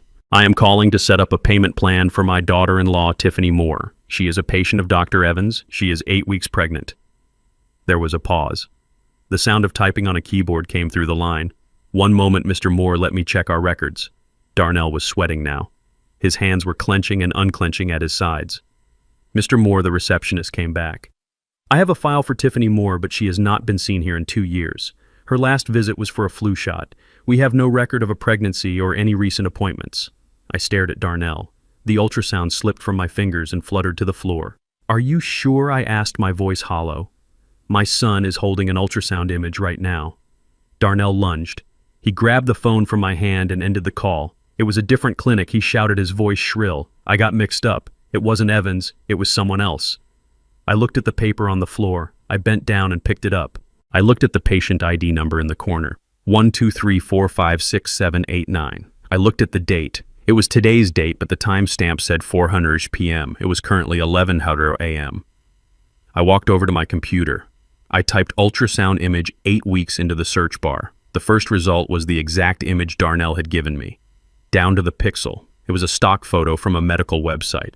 I turned around. The sadness I felt was so deep it felt like drowning. It wasn't anger anymore. It was grief. I was grieving the son I thought I had. I was grieving the grandchild that didn't exist. You lied, I whispered. You lied about a baby. You lied about a life. Darnell didn't apologize. He didn't cry. His face twisted into a mask of ugly entitlement. So what, he spat. You have millions, Dad. You have millions sitting in a safe and you live like a rat. You owe me. If I have to lie to get what is mine, then I will lie. He wasn't a desperate father. He was a con artist. And I was the mark. I pointed to the door. Get out! Darnell laughed, a harsh, broken sound. You are going to regret this, old man. You are going to die alone in this dump and no one will care. I walked toward him. I didn't have a weapon. I didn't have a hose. I just had the weight of my disappointment, and it was heavy enough to crush him. Get out, I repeated, before I call the police and report you for attempted fraud. Darnell glared at me one last time, then turned and stormed out, slamming the door so hard the windows rattled. I stood in the silence of my hallway. I looked at the fake ultrasound in my hand. I crumpled it into a tight ball and threw it in the trash. The moment of weakness was gone. The last thread of attachment had been severed. I went back to the kitchen where Silas was waiting. He had poured himself another drink. He heard everything Silas said quietly. I sat down. My hands were steady again. My heart was cold stone. Silas, I said, get the car. We have a land sale to intercept. Darnell thinks he is playing a game. I am about to show him how the board is set. Silas drove the sedan with the steady hands of a man who had spent half his life trailing bad people. We parked across the street from a 24-hour diner on the edge of town, the kind of place where deals were made in hushed tones over stale coffee and greasy eggs. Through the rain-streaked window, I watched my son Darnell pace back and forth on the sidewalk. He looked nervous, checking his watch every 30 seconds. Beside him stood Brent, Tiffany's father. Brent looked different today. The arrogance was gone, replaced by a sweaty, frantic energy. He was smoking a cigarette, holding it with trembling fingers. They were waiting for a miracle. They were waiting for a buyer for a piece of land they did not own. Inside the car, Silas handed me an earbud. The audio was crystal clear thanks to the bug Silas had planted in Darnell's jacket pocket during the chaos of the eviction. I heard Brent's voice harsh and demanding. "Stop pacing, Darnell, you look guilty. This guy is a cash buyer. He asks no questions. We get the money, we pay off the immediate debts, and we have breathing room to figure out the next move with your father." Darnell's voice was a whisper of fear. "But Brent, this is a felony. Forging his signature on a deed transfer. If he finds out." "He won't find out," Brent snapped. "He is an old man distracted by his own spite. Besides, you are his only heir. It is technically your land anyway. We are just accelerating the timeline. We need this cash, Darnell. Tiffany needs this. Do you want your wife sleeping in a shelter?" I closed my eyes. The justification of the thief. It was always for a good cause. It was always someone else's fault. They had raided my home office during a visit months ago and stolen the deed to a 5-acre plot of commercial land I owned on the north side. It was a prime location slated for a new shopping center. The market value was close to $500,000. Darnell knew this. He knew it was his future legacy. But desperation makes men stupid. A black SUV pulled into the diner parking lot. A man stepped out. He was tall, wearing a trench coat and sunglasses despite the overcast sky. This was not a random investor. This was Mr. Stone, my head of commercial acquisitions. He was a man I trusted with my life, and today he was playing the role of a predatory shark. I watched as Darnell and Brent straightened up, putting on their masks of confidence. They led Mr. Stone into a booth by the window. I could see them through the glass. Darnell was talking fast, his hands moving animatedly. Brent was nodding, trying to look like a seasoned partner. Silas adjusted the volume. "So, Mr. Stone," Darnell said, his voice pitching high. "As you can see, the title is clean. 5 acres prime zoning. We are looking for a quick sale. We are motivated. We were thinking 200,000. Mr. Stone didn't even look at the papers. He signaled the waitress for coffee. 200, he said, his voice flat. "That is a fantasy. I did a title search. The owner is listed as Thaddeus Moore. You are Darnell Moore." Darnell swallowed hard. "Thaddeus is my father. He is incapacitated. I have power of attorney. He wants to liquidate assets for his care. Incapacitated. Another lie. Another nail in the coffin." Mr. Stone took a sip of coffee. He looked at Darnell with bored indifference. "Power of attorney is messy. Probate is messy. I don't like messy. I like clean, fast, and cheap. If I buy this, I am taking a risk. Your father could wake up tomorrow and sue me." "He won't," Brent interjected. "He is very sick." Mr. Stone leaned forward. 50,000. Cash. Today. Darnell gasped. 50. The land is worth 500. Mr. Stone shrugged. "Then list it with a broker. Wait 6 months, pay commissions, pay taxes, or sign the paper right now and walk away with a bag of cash. Take it or leave it." I saw Darnell look at Brent. I saw the silent conversation between them. They were drowning. They didn't have 6 months. They didn't have 6 days. They needed money now to maintain the illusion of their lives. 50 is too low. Darnell tried one last time. "Can you do 75? 50, Mr. Stone repeated. "And you sign the deed right now." Thaddeus Moore's signature. "Not yours as power of attorney. I want the owner's signature. I don't care who holds the pen." It was a trap within a trap. If Darnell signed as power of attorney, it was fraud. But if he forged my signature, it was forgery, identity theft, and real estate fraud. It was a prison sentence on a piece of paper. "Do it," Brent hissed. 50,000 is enough to get an apartment and pay off the credit cards. Just do it." Darnell picked up the pen. I held my breath. Part of me, the father who had taught him to ride a bike, wanted to scream through the glass.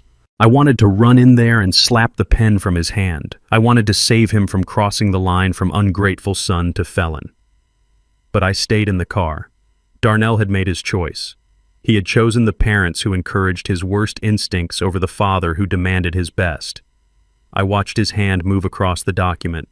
He didn't hesitate. He signed Thaddeus Moore with a flourish imitating the signature he had seen on my checks for 30 years. He pushed the paper across the table.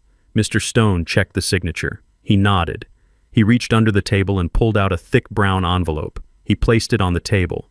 "Count it if you want," Stone said. Darnell grabbed the envelope. He opened it just enough to see the stacks of $100 bills. His eyes lit up with a greed that was painful to witness. He didn't count it. He just shoved it into his jacket.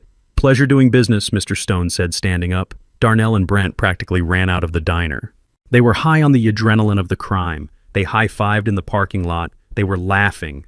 They thought they had just pulled off the heist of the century. They thought they had outsmarted the senile old man. "I got it," Darnell shouted, getting into the passenger seat of Brent's rental car. 50 grand. We are back in the game." They drove away, tires screeching, leaving behind the evidence of their destruction. Mr. Stone walked out of the diner. He crossed the street and leaned into my window. He handed me the deed. The ink was still wet. The signature was a perfect forgery. He took the bait, Stone said quietly. "We have him on video inside the diner. The notary was my cousin. She witnessed the forgery and notarized it, knowing it was a sting. You have him, Thaddeus. He just sold your land for 10 cents on the dollar and committed a Class B felony to do it." I took the paper. It felt heavy. It wasn't just a deed anymore. It was an arrest warrant waiting to be filed. "And the cash?" I asked, Counterfeit Stone said. "High-quality theatrical props, good enough to fool a desperate man in a dark diner. But the moment he tries to deposit it or spend it, he is going to have a very bad day." I nodded. "Keep the file secure, Stone. We aren't using it yet. Let him feel rich for a few hours. Let him spend the money in his head. The fall will be harder when he realizes he sold his soul for monopoly money." Silas started the engine. "Where to, boss?" he asked. I looked at the forged signature one last time. It looked like my name, but it felt like a goodbye letter. "To the courthouse," I said. "They are going to file for guardianship tomorrow. I want to be ready. They think I am the prey. It is time to show them I am the hunter. Darnell thinks he just bought his freedom. He has no idea he just signed his confession. The noose is tight, Silas. Now we just let him kick the chair away." The summons arrived at my door like a thief in the night. It wasn't mailed. It was hand-delivered by a process server who wouldn't look me in the eye. I opened the thick packet of documents on my kitchen table. Petition for emergency guardianship. The words were bold and accusatory. Below them was a narrative that transformed my life into a horror story of senility and danger. Darnell claimed I was suffering from advanced dementia. He cited the irrational eviction on Christmas Day as a psychotic break. He claimed I was hoarding assets and living in squalor despite having the means to live better, a clear sign of cognitive decline, according to the petition. But the centerpiece of his argument was a USB drive taped to the inside cover. I plugged it into my computer. A video file opened. It was a montage, a digital Frankenstein's monster of my life. There was a clip of me in the backyard smashing an old toilet with a sledgehammer. Darnell had filmed it 2 years ago when I was remodeling the bathroom, but the clip was edited to make it look like I was destroying furniture in a rage. There was audio of me shouting at the television during a football game, but the video showed me yelling at an empty room. It was a masterpiece of manipulation designed to make a 70-year-old man look like a violent, confused menace. I watched it twice. My hands didn't shake. My heart didn't race. I felt a cold clarity settle over me. This was their nuclear option. They couldn't get the money by asking. They couldn't get it by stealing. So now they were going to get it by erasing me, by turning Thaddeus Moore the man into Thaddeus Moore the ward of the state. 2 hours later, a knock came at the door. It wasn't the timid knock of a friend. It was the authoritative pounding of the law. I opened it to find 2 uniformed officers and a woman in a paramedic's uniform holding a clipboard. "Mr. Thaddeus Moore," the lead officer asked. He kept his hand near his belt, not on his gun, but close enough to be a warning. "I am Thaddeus," I said, stepping back to let them see I was unarmed and calm. "Sir, we have a court order for an emergency psychiatric evaluation," the officer said, handing me a paper. "Your family has filed a petition stating you are an immediate danger to yourself and others. We need you to come with us to St. Jude's Behavioral Health Center." I looked past them to the street. Darnell's rental car was parked half a block away. I saw him watching through the windshield, his face pale and anxious. He wasn't gloating. He looked terrified. He knew this was the point of no return. If this failed, he was done. I didn't argue. I didn't shout. I didn't resist. That was what they wanted. They wanted the angry old man from the video. "I understand, officer," I said, my voice steady. "Let me get my jacket. It is cold outside." The officer looked surprised. Most people in this situation fight, scream, or cry. I just walked to the closet, put on my coat, and walked out the door. I locked it behind me. As they led me to the ambulance, I saw Darnell sink lower in his seat. He expected a scene. He expected chaos. Instead, he got dignity. And dignity is the one thing a liar cannot fight. St. Jude's was a sterile place smelling of bleach and despair. They took my belt, my shoelaces, and my phone. They put me in a room with white walls and a heavy steel door. I sat on the edge of the bed and waited. I knew the game. I had to be patient. Dr. Vance entered the room an hour later. He was a small man with nervous eyes and a clipboard he held like a shield. He didn't look like a healer. He looked like a man with gambling debts. I knew his type. Darnell hadn't picked him at random. "Mr. Moore," Dr. Vance said, sitting on the chair opposite me. "I am here to assess your cognitive state. Your son is very worried about you. He says you have been exhibiting aggressive behavior and paranoia." I looked at him, dead. I didn't blink. "My son is a thief, doctor," I said quietly. "He forged my signature on a land deed yesterday. He owes $100,000 to loan sharks. He isn't worried about my mind. He is worried about my wallet." Dr. Vance scribbled something on his pad. "Paranoid delusions regarding family finances," he muttered loud enough for me to hear. I leaned forward. "It isn't a delusion if I have the receipts, doctor." Vance stopped writing. He looked up. His eyes darted to the door, then back to me. "Mr. Moore, we have video evidence of you destroying property. We have testimony from your daughter-in-law that you threatened them with a weapon, a garden hose," I corrected, "after they refused to leave my home. That is trespassing, doctor, not dementia." Vance stood up. He walked to the window, avoiding my gaze. "Look, Thaddeus, can I call you Thaddeus? Cooperation is key here. If you agree to a temporary conservatorship, we can make this comfortable. A nice facility, good food. Your son just wants to manage the heavy lifting for you." I smiled a cold, humorless smile. "How much did he pay you, doctor? Or did he just promise to pay you once he gets access to my accounts?" Vance turned red. "That is an accusation, Mr. Moore, a symptom of your condition." "It is a question," I said. "And here is another one. Do you know what the penalty is for medical fraud? For falsifying a diagnosis to facilitate elder abuse, because my lawyer Reginald Moss is currently filing a subpoena for your bank records." Vance dropped his pen. It clattered on the linoleum floor. "Reginald Moss," he whispered. "The shark," I said. "He is on his way. And he is bringing the FBI. You have about 10 minutes to decide if you want to be a witness or a defendant." Vance looked at me. He saw the calm in my eyes. He saw the intelligence. He realized he had been sold a lie by a desperate man. He picked up his pen. His hands were shaking. I need to check your vitals," Vance stammered, backing toward the door. "I will be right back." He ran out of the room. I sat back on the bed and closed my eyes. I wasn't trapped. I was exactly where I needed to be. The trap had snapped shut, but Darnell didn't realize his leg was the one caught in the teeth. I waited for the sound of Reggie's voice in the hallway. It wouldn't be long now. The first night in the psychiatric hold was a test of endurance designed to break the strongest of men. The room was freezing and the lights hummed with a low-frequency buzz that drilled into my skull. They had taken my watch, so I measured time by the rhythmic rounds of the staff. At 9 o'clock sharp, the heavy steel door unlatched. A nurse walked in. Her name tag read Brenda. She was a large woman with forearms like tree trunks and eyes devoid of any warmth. She held a small paper cup in one hand and a bottle of water in the other. "Mr. Moore," she said, her voice flat and bored. "Time for your medication. Dr. Vance prescribed a sedative to help with your agitation." I sat up on the edge of the cot. "I am not agitated, Brenda. I am patiently waiting for my lawyer. I do not need medication." Brenda didn't blink. She took a step closer, invading my personal space. "It is not a request. You take the pills or we inject you. Those are the house rules for involuntary holds. If you fight us, we strap you down. Do you want to be strapped down, Mr. Moore?" I looked at the cup. 2 blue pills. Thorazine. I knew what it did. It was a chemical lobotomy. It turned lions into lambs and clear thinkers into drooling vegetables.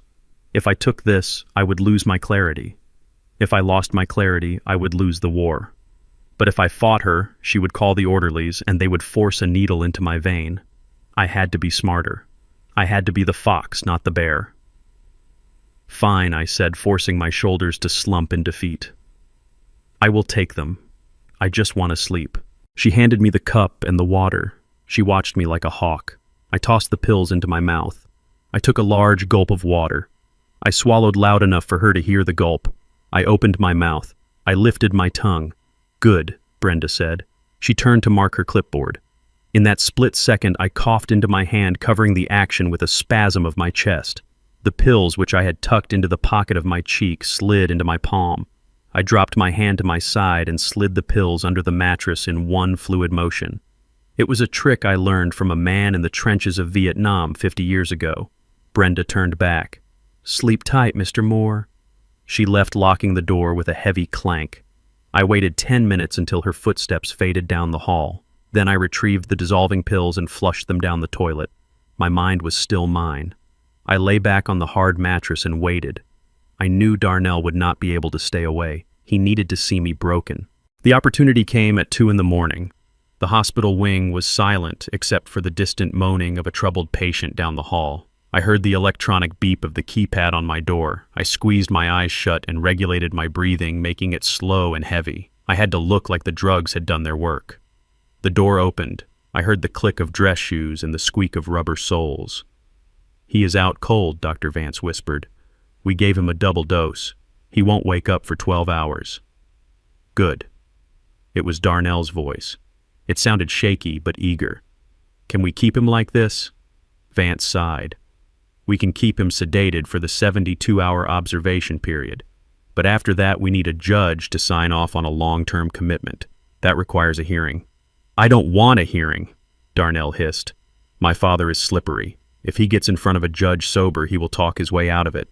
I need him incompetent, Vance. I need him drooling. I need you to write that he has advanced dementia with violent tendencies. That is a big risk, Darnell Vance said, his voice dropping lower. That is fraud. If the medical board finds out, I lose my license. I go to jail. You won't go to jail, Darnell said, because you will be rich. Once I have power of attorney, I get access to the T&B Holdings accounts. There is millions in there, Vance. I will wire you $20,000 the day the papers are signed. $20,000 cash. I lay there, my body rigid with rage. My own son was bartering my sanity for the price of a used car. He was standing over his father, bargaining for a chemical lobotomy so he could pay off his gambling debts. $20,000 is low, Vance countered. This is high risk. Make it 30. Fine 30. Darnell agreed too quickly. Just keep him under. Do not let him make any phone calls. Do not let him see a lawyer. Just cook his brain until he signs the papers.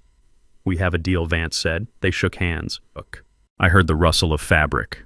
They turned to leave. They thought they were safe in the dark room with a drugged old man.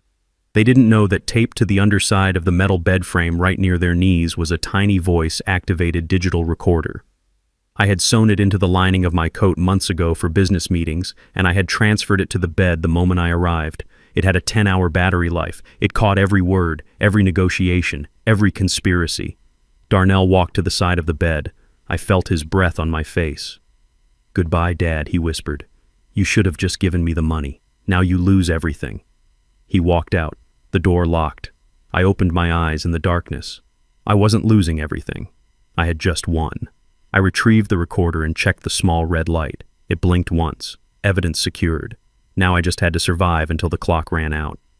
The next morning passed in a blur of feigned lethargy.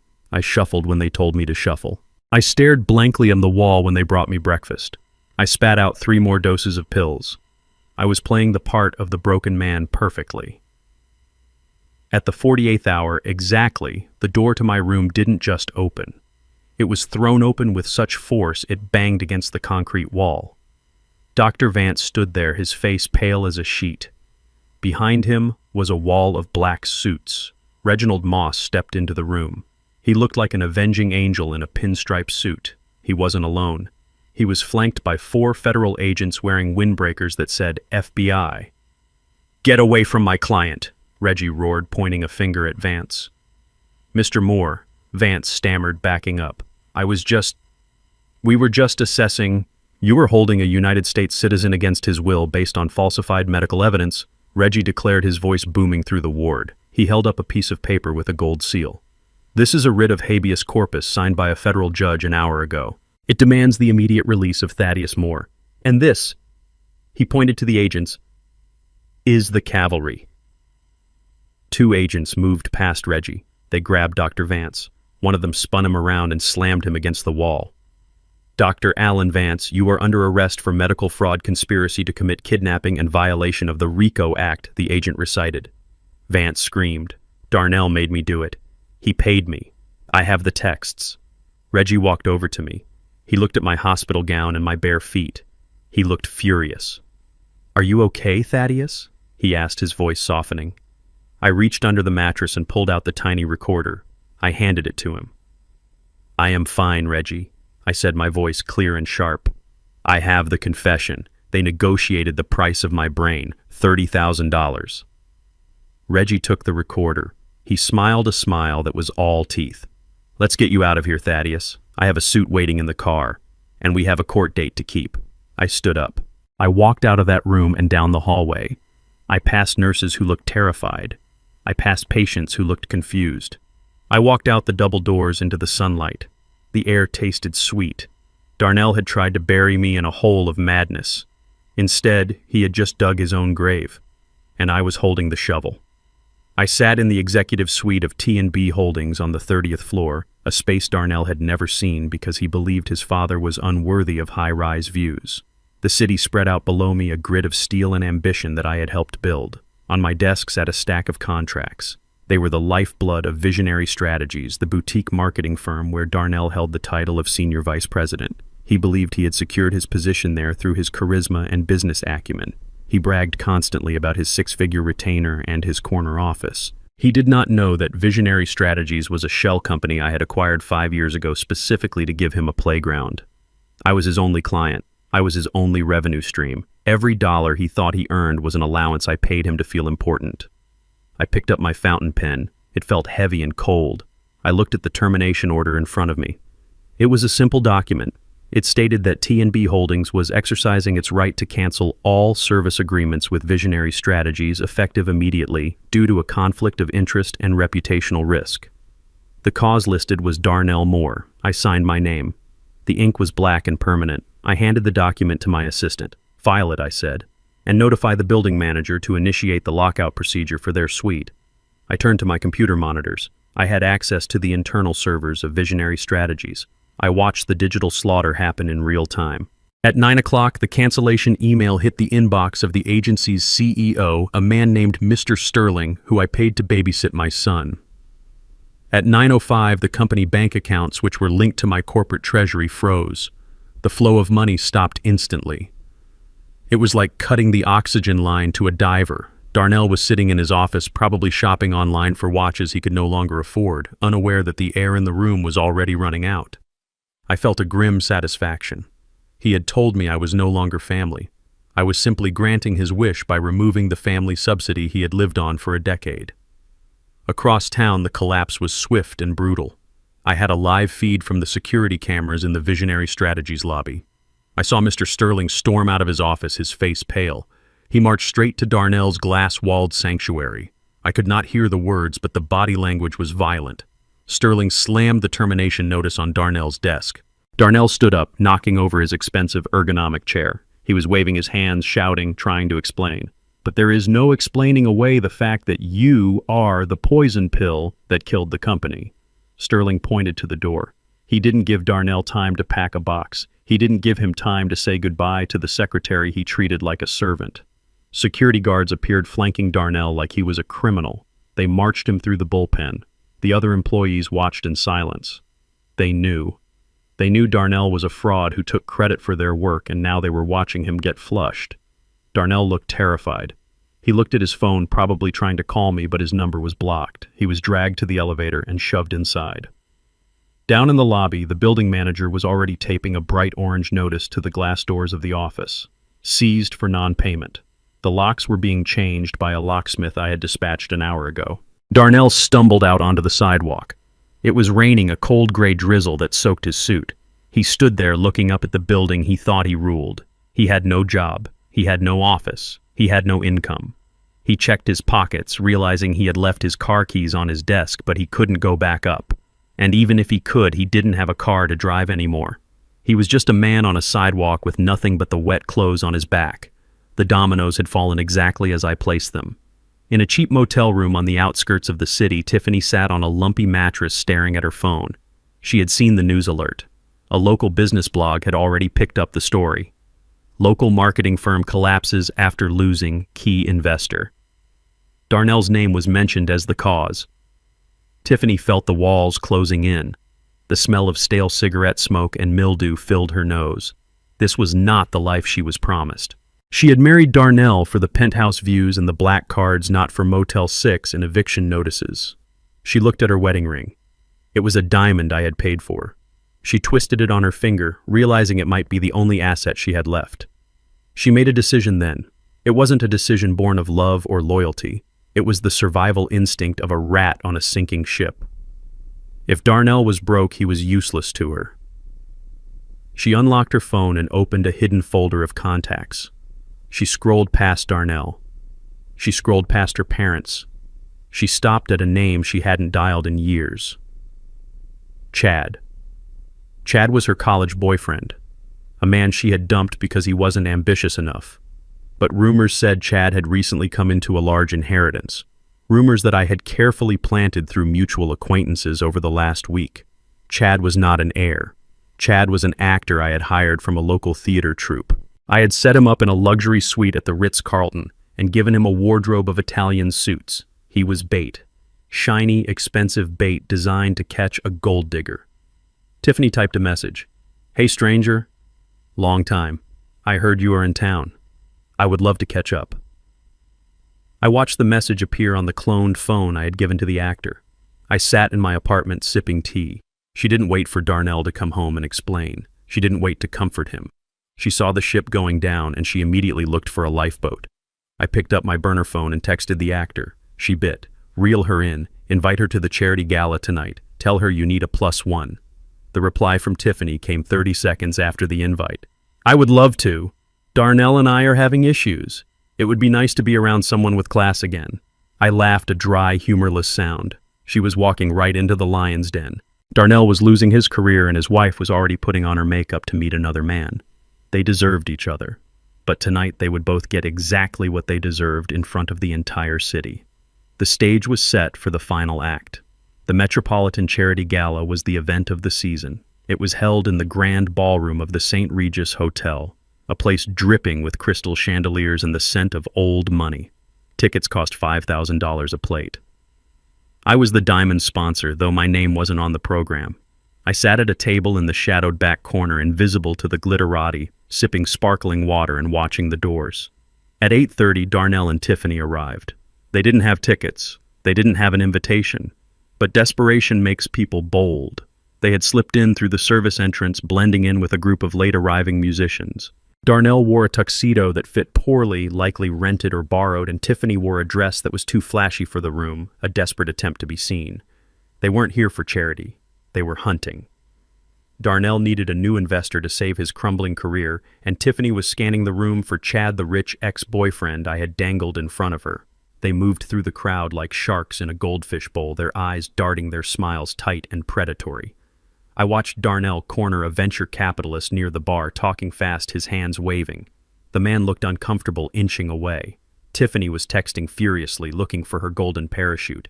They looked pathetic. They looked like exactly what they were, imposters in a world they hadn't earned.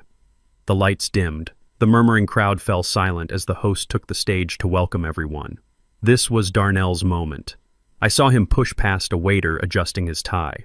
He wasn't going to wait for an introduction. He was going to seize the spotlight. He marched up the stairs to the stage, grabbed the microphone from the stunned host and tapped it twice. The feedback screeched through the speakers, making everyone wince. "Good evening, ladies and gentlemen," Darnell announced, his voice booming and slightly slurred.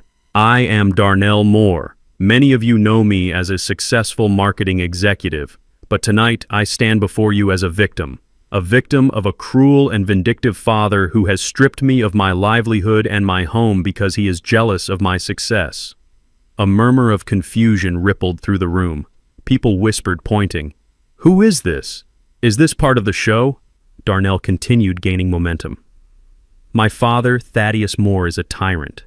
He hates that I married a woman of class. He hates that I have ambition.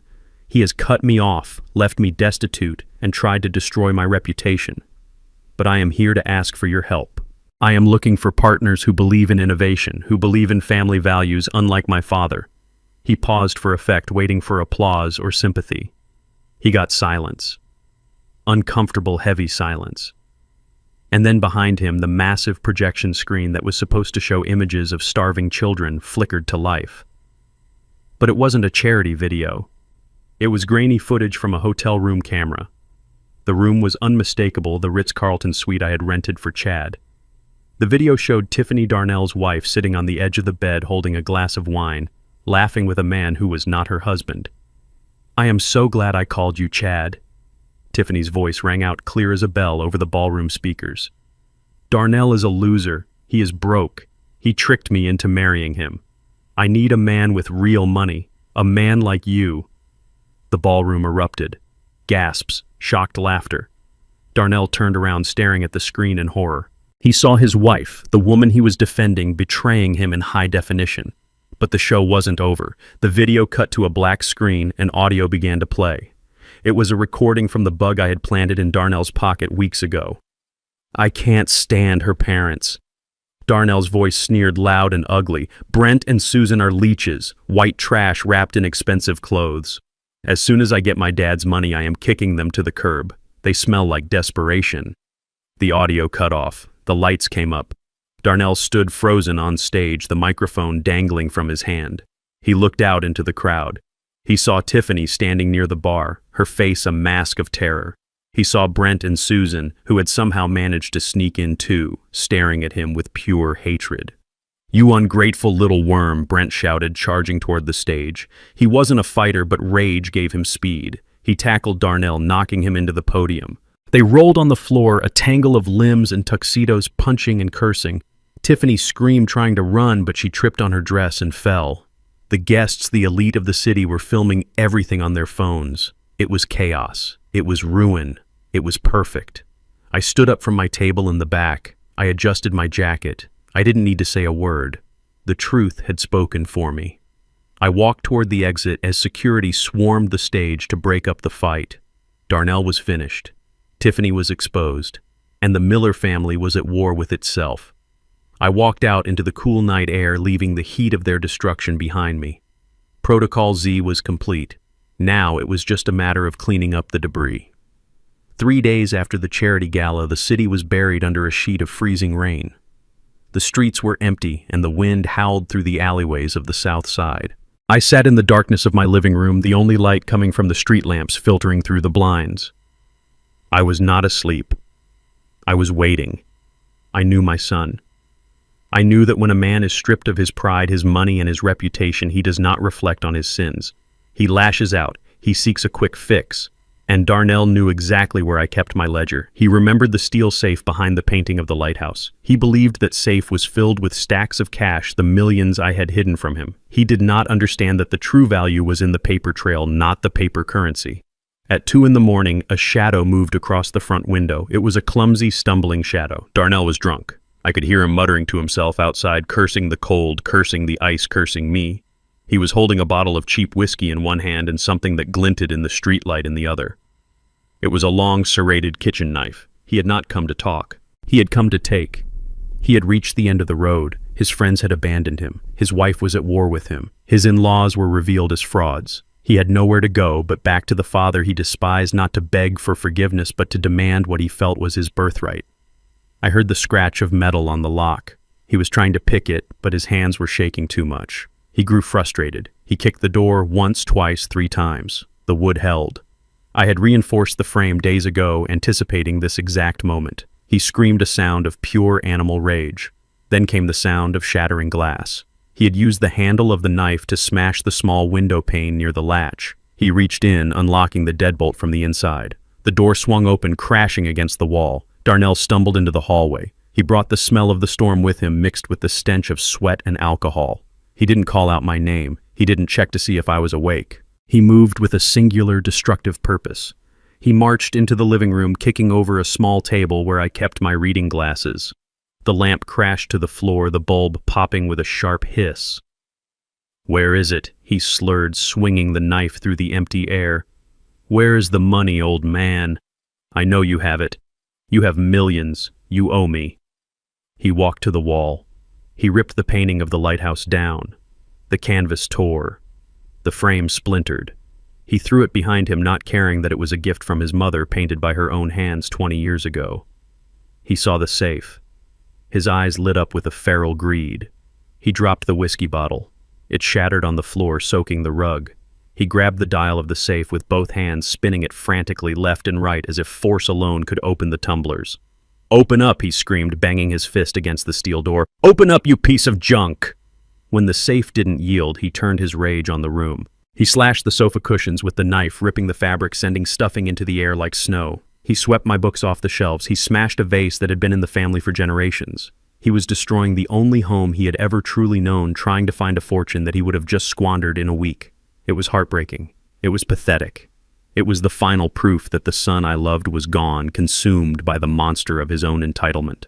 He turned toward the hallway, breathing heavily, the knife held low at his side. "I am going to wake him up," he muttered. "I am going to put this knife to his throat and make him open it. He is going to give me everything." He took a step toward my bedroom. Click. The sound was loud in the sudden silence. It was the sound of a heavy industrial light switch being thrown. The overhead floodlights I had installed in the corners of the room blazed to life, blindingly bright. Darnell threw his hands up to shield his eyes, dropping the knife in his surprise. It clattered to the hardwood floor. "Hello, son," I said. I was sitting in my armchair in the corner of the room. I hadn't moved an inch. I was wearing my best suit. My hands were rested calmly on the arms of the chair, but I was not alone. Sitting on a folding chair next to me was a man in a full uniform, Chief of Police Marcus Holloway. Marcus and I went back 40 years. We played chess on Tuesdays. He was drinking a cup of tea. Darnell blinked, trying to focus. His eyes adjusted to the light. He saw me. He saw the chief. He saw the knife on the floor between us. He looked at his hands, which were still raised in a defensive posture. He looked at the destruction around him. The torn sofa, the broken lamp, the shattered vase. "Dad," Darnell whispered, his voice trembling. I lost my keys. I was just looking for—" "Stop," Marcus said. His voice was deep and authoritative. He didn't shout. He didn't have to. He stood up slowly, placing his tea on the side table. "Darnell Moore, you are currently standing in a private residence you entered by force. There is a weapon on the floor. There is extensive property damage, and you are intoxicated." Darnell looked at Marcus, then at me. "Dad, tell him. Tell him I live here. Tell him it is a misunderstanding." I looked at my son. I looked at the boy who used to run into my arms when he scraped his knee. I looked at the man who had just threatened to cut my throat for money. "You don't live here, Darnell," I said, my voice flat. "You were evicted. You received the legal notice. You are trespassing. You are armed. And you just attempted to rob me." "No," Darnell cried, dropping to his knees. "I wasn't going to hurt you. I just needed the money. The loan sharks, Dad, they are going to kill me. I needed the cash in the safe." "There is no cash in the safe," I said. "Just paper. Just the proof of everything I gave you and everything you wasted." Marcus walked over to Darnell. He pulled a pair of handcuffs from his belt. The metal clicked as he snapped them onto Darnell's wrists. "Darnell Moore, you are under arrest for breaking and entering assault with a deadly weapon and attempted robbery," Marcus recited. "You have the right to remain silent." Darnell began to sob. It was an ugly sound, a mixture of fear and self-pity. "Dad, please. Don't let them take me. I am your son." I stood up. I walked over to him. I looked down at the mess he had made of my life and his own. "I waited for you, Darnell," I said quietly. "I sat here in the dark and I prayed you wouldn't come. I prayed you would go to a shelter or call a friend or just sleep in your car.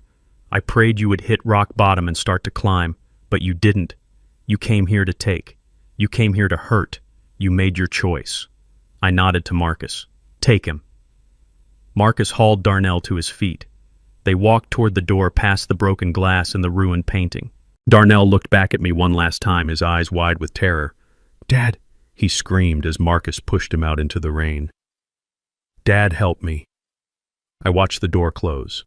I heard the siren of the patrol car waiting outside. I was alone again in my bright, ruined apartment. I walked over to the painting of the lighthouse. I picked it up and tried to smooth the torn canvas. My hands were shaking now, not from fear but from the terrible grief of doing what had to be done. I had caught the thief. I had stopped the threat, but the victory tasted like ashes in my mouth. The county detention center was a concrete box designed to strip a man of his humanity, and it was doing a thorough job on my son. The air inside tasted of stale bologna and industrial disinfectant, a smell that stuck to the back of your throat and refused to leave. I sat in a small interrogation room, the metal table bolted to the floor, cold under my fingertips. I was not there as a visitor. I was there as the victim of the crime. Chief Marcus had arranged for 10 minutes of private time before Darnell was transferred to the general population. I wore my Sunday suit, the same one I had worn on Christmas when he kicked me out. I wanted him to see exactly who he had thrown away. The heavy steel door buzzed and clanked open. A guard stepped in, leading a man in a bright orange jumpsuit. His wrists were shackled to his waist and his ankles were chained together, forcing him to shuffle in small, humiliating steps. It took me a moment to recognize him. The Darnell who had stood on his porch swirling scotch and looking down on me was gone. In his place was a terrified boy with hollow eyes and skin the color of ash. He hadn't showered. His hair was matted. He smelled of fear and unwashed bodies. The guard pushed him into the chair opposite me and locked the door, leaving us alone in the humming silence of the room. Darnell did not look at me. He stared at his hands resting on the metal table, picking at a loose thread on his sleeve. He was shaking. The chains rattled softly, a constant reminder of how far he had fallen. "Hello, Darnell," I said. My voice was not loud. It did not echo. It just filled the space between us.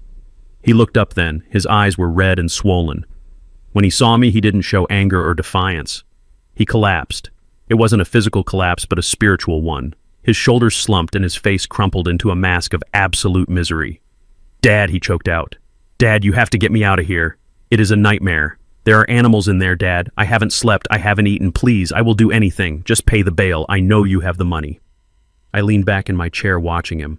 I remembered him as a toddler crying because he dropped his ice cream. I had bought him another one then. I had fixed it. But I could not fix this. I could not buy another ice cream cone to replace the integrity he had thrown away. "I am not here to bail you out, Darnell," I said. "The robbery charge is a felony. The assault with a deadly weapon is a felony. There is no bail for a man caught holding a knife in his father's living room." Darnell began to weep. It was a wet, ugly sound. He slid out of his chair. The chains pulled tight, but he managed to get to his knees on the dirty linoleum floor. He pressed his forehead against the edge of the table right near my hand. "I am sorry," he sobbed. "I am so sorry, Dad. I didn't mean it. I was drunk. I was scared. I wasn't going to hurt you. I swear. I just needed help. Stand up," I commanded. He didn't move. He stayed on his knees, groveling. "It wasn't my fault," he whispered into the metal. "It was them. It was Tiffany. She made me crazy, Dad. She spent so much money. Every day it was something new. A bag, a trip, a dinner. She said if I didn't provide, she would leave me. She said I wasn't a real man if I couldn't buy her the world. I was just trying to keep her happy." I listened to him blame the woman he had vowed to protect. A minute ago, he was a predator. Now he was a victim. And Brent, he continued the words tumbling out in a desperate rush. "Her father is the devil. He told me you were holding out on me. He told me I deserved that money. He put the ideas in my head, Dad. He said we should sell the land. He said you wouldn't notice. I didn't want to do it. I told him it was wrong. But he pressured me. He said we needed the cash to pay off the caterer. He said you owed it to us." I felt a surge of disgust so potent it tasted like bile. Even here in chains, he could not take responsibility. He was willing to throw his wife and his father-in-law into the fire just to see if it would burn down the prison walls. He was a coward, a weak, spineless man who would sell anyone to save his own skin. "So you are saying you are innocent?" I asked, my voice flat. "You are saying Tiffany and Brent forced you to take a knife and break into my house?" "Yes," Darnell cried, looking up at me with hope in his eyes. "Yes, Dad. They manipulated me. I am the victim here. Please tell the police. Tell them I am a good son. Tell them to let me go home." I reached into my jacket pocket. I didn't pull out a checkbook. I pulled out a document. It was a single sheet of paper folded in thirds. I unfolded it and smoothed it out on the table. It was a plea agreement drafted by Reggie and approved by the district attorney an hour ago. "Get up, Darnell," I said again. He scrambled back into his chair, wiping his nose on his shoulder. He looked at the paper. "What is this?" he asked. "This is your lifeline," I said. "This is the only help you are going to get from me." I pointed to the paragraphs.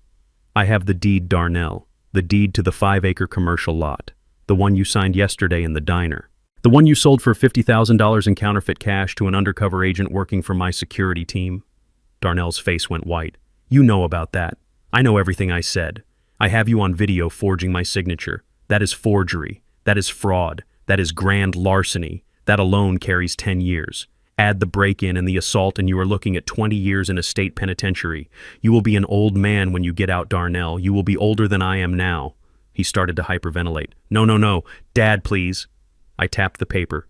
"Here is the deal. You are going to plead guilty to the forgery. You are going to accept a sentence of 2 years in a minimum security facility. In exchange, I will drop the charges for the break-in and the assault. I will tell the DA that it was a domestic dispute and that I do not wish to press charges for the knife." 2 years, Darnell whispered. 2 years is a long time. It is a gift, I snapped. "It is mercy you do not deserve. But there is a condition." I pushed a pen toward him. "You are going to testify against Brent Miller. You are going to tell the police exactly how he helped you plan the sale. You are going to tell them how he encouraged the forgery. You are going to give them dates, times, and conversations. You are going to hand him over on a silver platter." Darnell looked at the pen. He looked at me. He looked at the door leading to the cells. He realized his options were zero. He could protect the father-in-law who had called him a worm, or he could save himself 18 years of his life. He didn't hesitate. He didn't ask about Tiffany. He didn't ask about loyalty. He grabbed the pen with shaking hands. "I will do it," he said, his voice thick with relief and malice. "I will tell them everything. Brent is going to rot. He pushed me to do it. It was all his idea. He signed his name." The scratch of the pen on the paper was the sound of a rat chewing through a rope. He pushed the document back to me. "Did I do good, Dad?" he asked, looking for approval. "Did I fix it?" I took the paper and put it back in my pocket. I stood up. I looked down at him one last time. "You did what you always do, Darnell," I said. "You took the easy way out." I knocked on the door. The guard opened it immediately. "We are done here," I said. "Dad, wait," Darnell called out as I walked away. "Will you visit me? Will you put money on my commissary?" I didn't look back. The heavy steel door slammed shut, cutting off his voice. I walked down the long gray hallway, my footsteps echoing on the concrete. I had the confession. I had the witness. Darnell was going to prison, but he was taking the Miller family down with him. It was a tragedy, but it was also justice. And sometimes justice is the only love a father has left to give. I sat in the command center of my home office, surrounded by the soft hum of servers and the cool blue light of high-definition monitors. It was 3 a.m. on a Tuesday. Most men my age were asleep dreaming of golf courses or grandchildren, but I was awake watching the perimeter of my property like a hawk guarding its nest. I knew she would come. Darnell was in custody. Brent was facing charges. The house of cards had collapsed, and there was only one person left standing in the wreckage with enough rage to try and burn the world down. Tiffany. She arrived in a battered sedan that she must have rented or stolen. I watched on the infrared camera as the car rolled to a stop a block away from my duplex. She stepped out into the darkness. She was not the polished socialite who had sipped champagne in the Oakview mansion. She looked like a phantom. Her blonde hair was matted and wild. She wore a dark hoodie pulled low over her face and stained sweatpants. In her right hand, she carried a heavy red plastic jerry can. The smell of gasoline would be overpowering even in the cold night air. She did not look around for witnesses. She did not hesitate. She walked toward my house with the jagged, stilted gait of someone fueled by pure, unadulterated madness. She had lost her husband. She had lost her status. She had lost her future. In her twisted mind, I was the architect of her misery, and fire was the only way to cleanse the slate. She crossed the street and stepped onto my lawn. She stopped for a moment, looking up at the dark windows of the second floor where she assumed I was sleeping. I zoomed in on her face with the camera. Her eyes were wide and glassy. Her lips were moving, muttering a mantra of hate. She unscrewed the cap of the gas can and began to pour. She splashed the liquid over my porch steps, soaking the welcome mat and the wood. She splashed it on the siding. She was reckless, splashing it onto her own shoes and pants. She wanted to burn me alive. She wanted to hear me scream. I did not reach for the phone to call 911. Not yet. I reached for the console on my desk. You see, Tiffany thought she was attacking an old man's house. She did not know she was attacking the fortress of a retired infrastructure engineer who had spent 30 years designing automated suppression systems for chemical plants and high-risk data centers. My home was not just brick and mortar. It was a machine, and I had just armed it. I watched her pull a silver lighter from her pocket. The flame flickered into life, a tiny orange dancer in the dark. She raised her arm ready to throw it onto the gasoline-soaked porch. Now, I whispered. I pressed the activation button. The reaction was instantaneous. This was not a standard sprinkler system that trickled water. This was a military-grade suppression system designed for rapid containment. A series of nozzles hidden in the eaves of the porch and the flower beds exploded into action. They did not spray water. They sprayed a high-expansion chemical foam, a dense white substance used to smother jet fuel fires and hangars. It hit her with the force of a fire hose. The foam expanded on contact, filling the entire porch area in seconds. It knocked the lighter from her hand, extinguishing the flame instantly. It knocked Tiffany off her feet. She screamed, but the sound was muffled by the expanding white mass. The foam was sticky and heavy. It clung to her clothes, her hair, her skin. It filled the space, rising to waist height in a matter of heartbeats. She tried to stand, but she slipped on the slick chemical sludge. She tried to run, but the foam was like quicksand, weighing her down, disorienting her. She flailed her arms, looking like a drowning swimmer in a sea of marshmallows. I activated the second phase of the defense, the floodlights. 6,000 lumens of LED light blasted the front yard, turning the night into a blinding white day. Tiffany covered her eyes, shrieking in terror. She was completely exposed. A figure coated in white slime, smelling of gasoline and failure, trapped in a cage of light and foam. Then the audio system kicked in. I picked up my microphone. My voice was amplified by the external speakers booming over the neighborhood like the voice of God. "Tiffany Miller," I said, "drop the lighter. Stay where you are. You are trespassing on private property and you have attempted arson. The police have been notified." She froze, looking up at the speakers. She looked around frantically, trying to find a way out, but the foam made every movement a struggle. She was trapped in a prison of her own making. I walked to the window and looked down. She saw me. Even through the foam and the blinding light, our eyes met.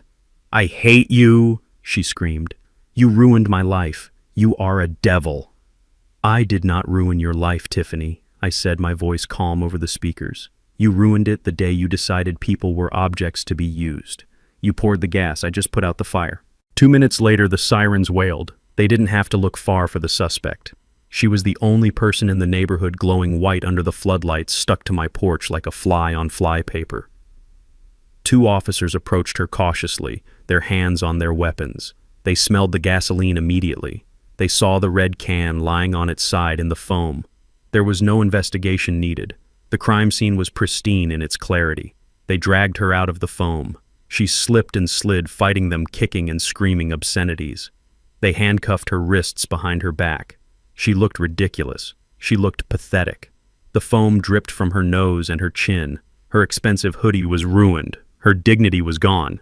I walked down the stairs and opened the front door. I stood on the threshold, careful not to step in the chemical sludge.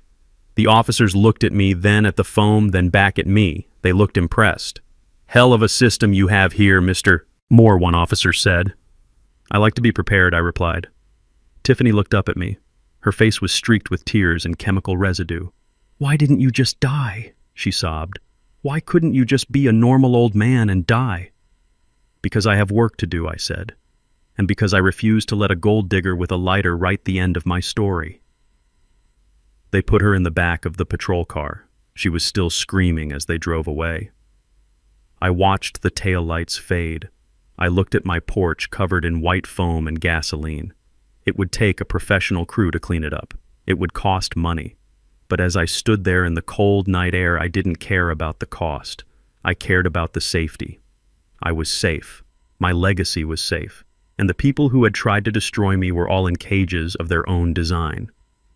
I went back inside and locked the door. I went to my office and turned off the floodlights. The darkness returned, but it wasn't scary anymore. It was the darkness of a peaceful night. I sat in my chair and closed my eyes. The family was gone. The threats were gone. All that was left was the future. And for the first time in a long time, the future looked bright. The day of the trial arrived with the heavy gray weight of a judgment day. The courtroom was packed to capacity. The local media had descended like vultures, eager to pick at the carcass of the family drama that had played out on live streams and police blotters. I sat in the front row behind the prosecutor's table, my back straight, my hands resting on my knees. I wore my best suit, the navy blue wool one I had bought for Betty's funeral. Next to me, Reggie sat like a stone lion, his briefcase full of the paperwork that would seal the fate of my son and his wife. Darnell and Tiffany were led into the room in shackles. They were not sitting together. The state had separated them after Tiffany tried to claw Darnell's eyes out during their arraignment.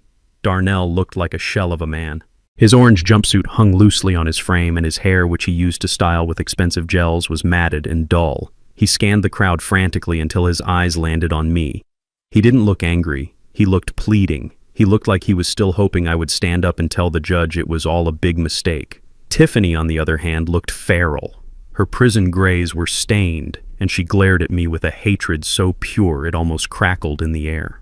The defense attorney, a court-appointed lawyer who looked like he hadn't slept in a week, stood up to make his opening statement. He tried to paint a picture of me as a tyrant. He described Darnell as a desperate son pushed to the brink by a father who hoarded resources and demanded impossible standards. He called me a miser. He called me manipulative. He argued that Darnell's actions, while illegal, were the result of extreme financial duress caused by my cruelty. He tried to garner sympathy for the young couple struggling to survive in a harsh economy. While the patriarch sat on a pile of gold he refused to share. It was a good story. It was the story Darnell had told himself for years. Then it was my turn to take the stand. I walked up the steps to the witness box. I swore to tell the truth. I looked out at the jury, 12 strangers who would decide the ending of this tragedy. Reggie stood up. He didn't pace. He didn't shout. He just asked one simple question. Mr. Moore, the defense claims your son was destitute and that you withheld support. Can you please state for the court your occupation and your estimated net worth? I leaned into the microphone. I looked directly at Darnell. I wanted him to hear this. I wanted him to understand the magnitude of what he had thrown away. I am a retired infrastructure engineer, I said, my voice filling the room. But I am also the founder, chairman, and sole proprietor of T&B Holdings. Darnell frowned. Nell. He knew the name T&B. It was on the lease of his house. It was on the registration of his car. But he had always assumed it was some faceless corporate entity I had rented from. He never put together that T stood for Thaddeus and B stood for Betty. T&B Holdings. I continued owns 12 commercial shopping centers in the tri-state area. It owns the industrial park on the west side. It holds the municipal contracts for the water filtration systems of this city and 3 others. It owns a portfolio of residential apartment complexes, including the one where I reside. The courtroom grew quiet. The scratching of the court reporter's machine was the only sound. And, your net worth? Reggie prompted. I paused. I had never said the number out loud. I had kept it a secret even from myself in some ways. It was just numbers on a screen, a score in a game I was playing against poverty. As of the audit completed last week, my personal assets and corporate holdings are valued at approximately $62 million. The reaction was visceral. A collective gasp rippled through the gallery. The jury's eyes went wide, but the most violent reaction came from the defense table. Darnell's head snapped back as if he had been punched. 60 million. He mouthed the words. 60 million. He had sold a plot of land for $50,000 counterfeit cash. He had stolen $50,000 over 5 years. He had tried to kill me for an insurance policy he thought was worth maybe $200,000. He had been sitting at a table eating crumbs while starving, never realizing he was sitting in a bakery. Tiffany let out a low moan. She slumped in her chair, staring at me with a mixture of horror and greed. She had called me a pauper. She had laughed at my truck. She realized now that I could have bought her entire family tree and turned it into firewood without making a dent in my bank account. You lied, Darnell shouted, jumping up from his seat, his chains rattling. You lied to me. You acted poor. You drove that truck. You tricked me. Order. The judge banged his gavel. Sit down, defendant. I did not lie, Darnell, I said into the microphone. I just didn't brag. I lived below my means so I could build something lasting. I wanted to give it to you. All of it. It was all in the trust you tried to break into, the trust you destroyed. Darnell was breathing hard, hyperventilating. $60 million. He was doing the math. He was calculating the yachts, the cars, the houses. He was seeing the life he could have had if he had just been patient, if he had just been kind, if he had just opened the door on Christmas instead of slamming it. Reggie waited for the room to settle. He walked over to the evidence table and picked up a document. It was a single sheet of paper with a bank seal, Mr. Moore, Reggie said. The defense argues that your son is your only heir and that his actions were driven by the anxiety of his future inheritance. Can you please explain the current status of your estate? I looked at Darnell. This was the final blow. This was the mercy kill. I realized last week that money was the poison, I said. It was the disease that infected my family. It made my son lazy. It made him entitled. It made him a criminal. As long as that money existed, he would never learn. He would always be waiting for me to die. He would always be plotting. I took a deep breath. So I removed the temptation. Darnell froze. What? Yesterday morning, I said, my voice steady. I executed a wire transfer. I liquidated 80% of my liquid assets, and I signed over the deeds to the commercial properties to a charitable trust. No, Darnell whispered. No, you didn't. I donated $50 million to the Thaddeus and Betty Moore Scholarship Fund, I declared. It will provide full-ride university scholarships for underprivileged youth in this city. Kids who want to work. Kids who want to build something. Kids who would never slam a door in their father's face. The silence in the courtroom was absolute. It was the silence of a vacuum. $50 million gone, vanished from Darnell's future. I kept the house, I added, and enough for my retirement. But the inheritance, Darnell, the empire, it is gone. I gave it away. Because I love you enough to let you save yourself. You are going to prison with nothing. And when you come out, you will have nothing. You will have to work. And that is the only gift I have left to give you. Darnell stood up. He swayed. His face went gray. His eyes rolled back in his head. The reality of the loss was too much for his brain to process. He didn't just lose a lawsuit. He lost the lottery ticket he had been holding since birth. He collapsed. He hit the floor with a heavy thud, his chains clattering against the wood. Darnell Tiffany screamed. The bailiffs rushed forward. The judge called for a recess. I sat in the witness box and watched them tend to my son. I felt a profound sadness but no regret. I had cauterized the wound. I had burned away the rot. He was broke. He was going to prison. But for the first time in his life, he was free. He was free from the expectation of my money. He was free to be a man. Whether he survived that freedom was up to him. I stood up and walked out of the courtroom, leaving the chaos behind me. I had a meeting with the scholarship board. I had futures to build. The snow fell softly on Oakview Drive, covering the manicured lawns in a blanket of pristine white. It was Christmas morning, exactly 1 year since the day my son slammed a heavy oak door in my face and told me I was no longer his family. I parked my Ford truck in the same spot I had parked it then, but this time no one looked at it with disgust. The street was quiet, but the house at number 42 was not. It was vibrating with life. The windows were glowing with a warmth that had nothing to do with expensive heating systems, and everything to do with the people inside. The sign on the front lawn did not say private property anymore. It was a hand-painted wooden sign that read the Betty Moore Community Center. I walked up the driveway carrying a 20-pound turkey wrapped in foil. The smell of sage and rosemary rose up to meet the cold air just like it had a year ago. But this time as I reached the porch, the door flew open before I could even ring the bell. It was not a sullen man in a velvet blazer blocking my path. It was a 12-year-old boy named Marcus wearing a sweater that was slightly too big for him. "Mr. Moore is here," Marcus shouted, his face splitting into a grin. He brought the bird. I stepped inside. The marble floors were scuffed from the shoes of 50 children running back and forth. The crystal chandelier was still there, but it was draped in paper chains made by hand. The silence of the mausoleum Darnell had built was gone, replaced by the chaotic, beautiful noise of laughter and music. Motown played from a speaker in the corner, filling the high ceilings with soul.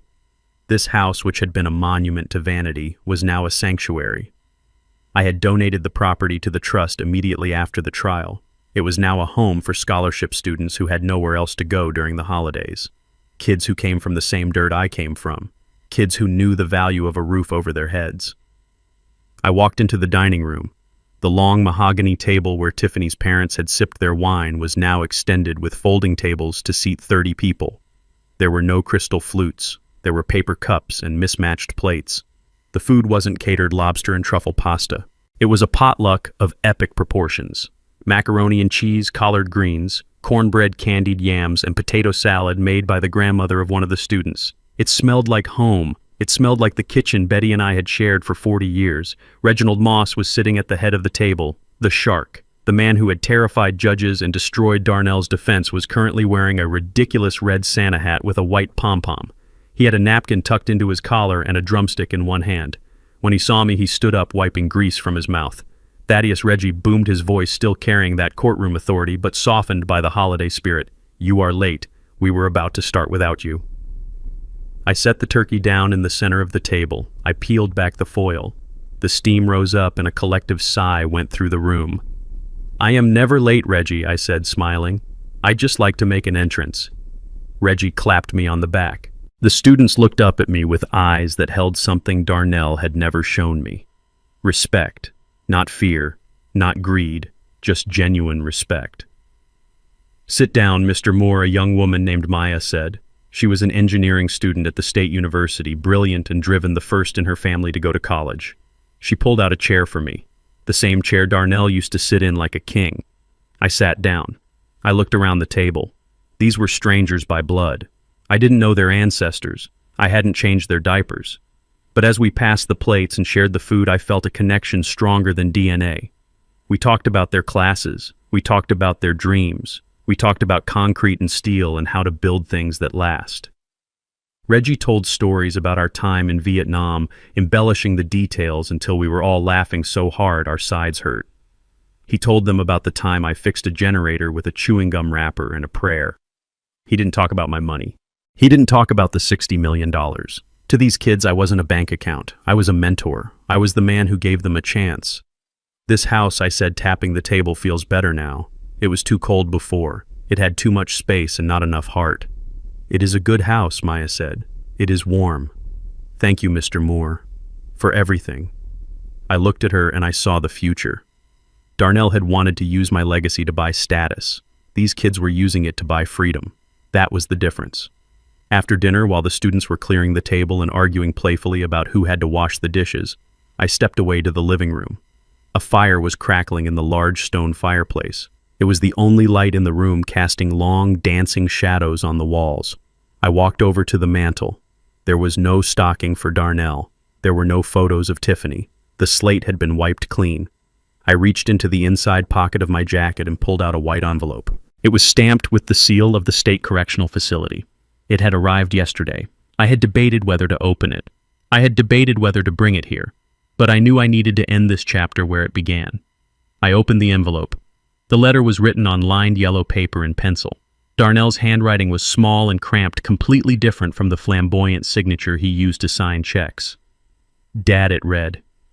"I hope you are okay. It is cold in here. I have a job in the laundry. I make 12 cents an hour. It is hard work. My hands hurt. I think about you a lot. I think about the truck. I think about the turkey. I am sorry. I know that word doesn't mean much coming from me, but I am. I lost everything because I didn't know what I had. Merry Christmas." I read it twice. I looked for the anger that used to burn in my gut. I looked for the betrayal, but I couldn't find them. They had faded, leaving behind a quiet, dull ache. I wasn't angry anymore. I was just tired. Darnell was learning the lesson of labor. He was learning that 12 cents earned by sweat is worth more than $100 given by a father. It was a hard lesson, a cruel lesson, but it was the only one that would save him. He was sorry. I believed him. Prison has a way of clarifying a man's perspective, but sorry didn't fix the window he broke. Sorry didn't erase the knife he brought into my home. Sorry didn't change the fact that he had chosen money over me.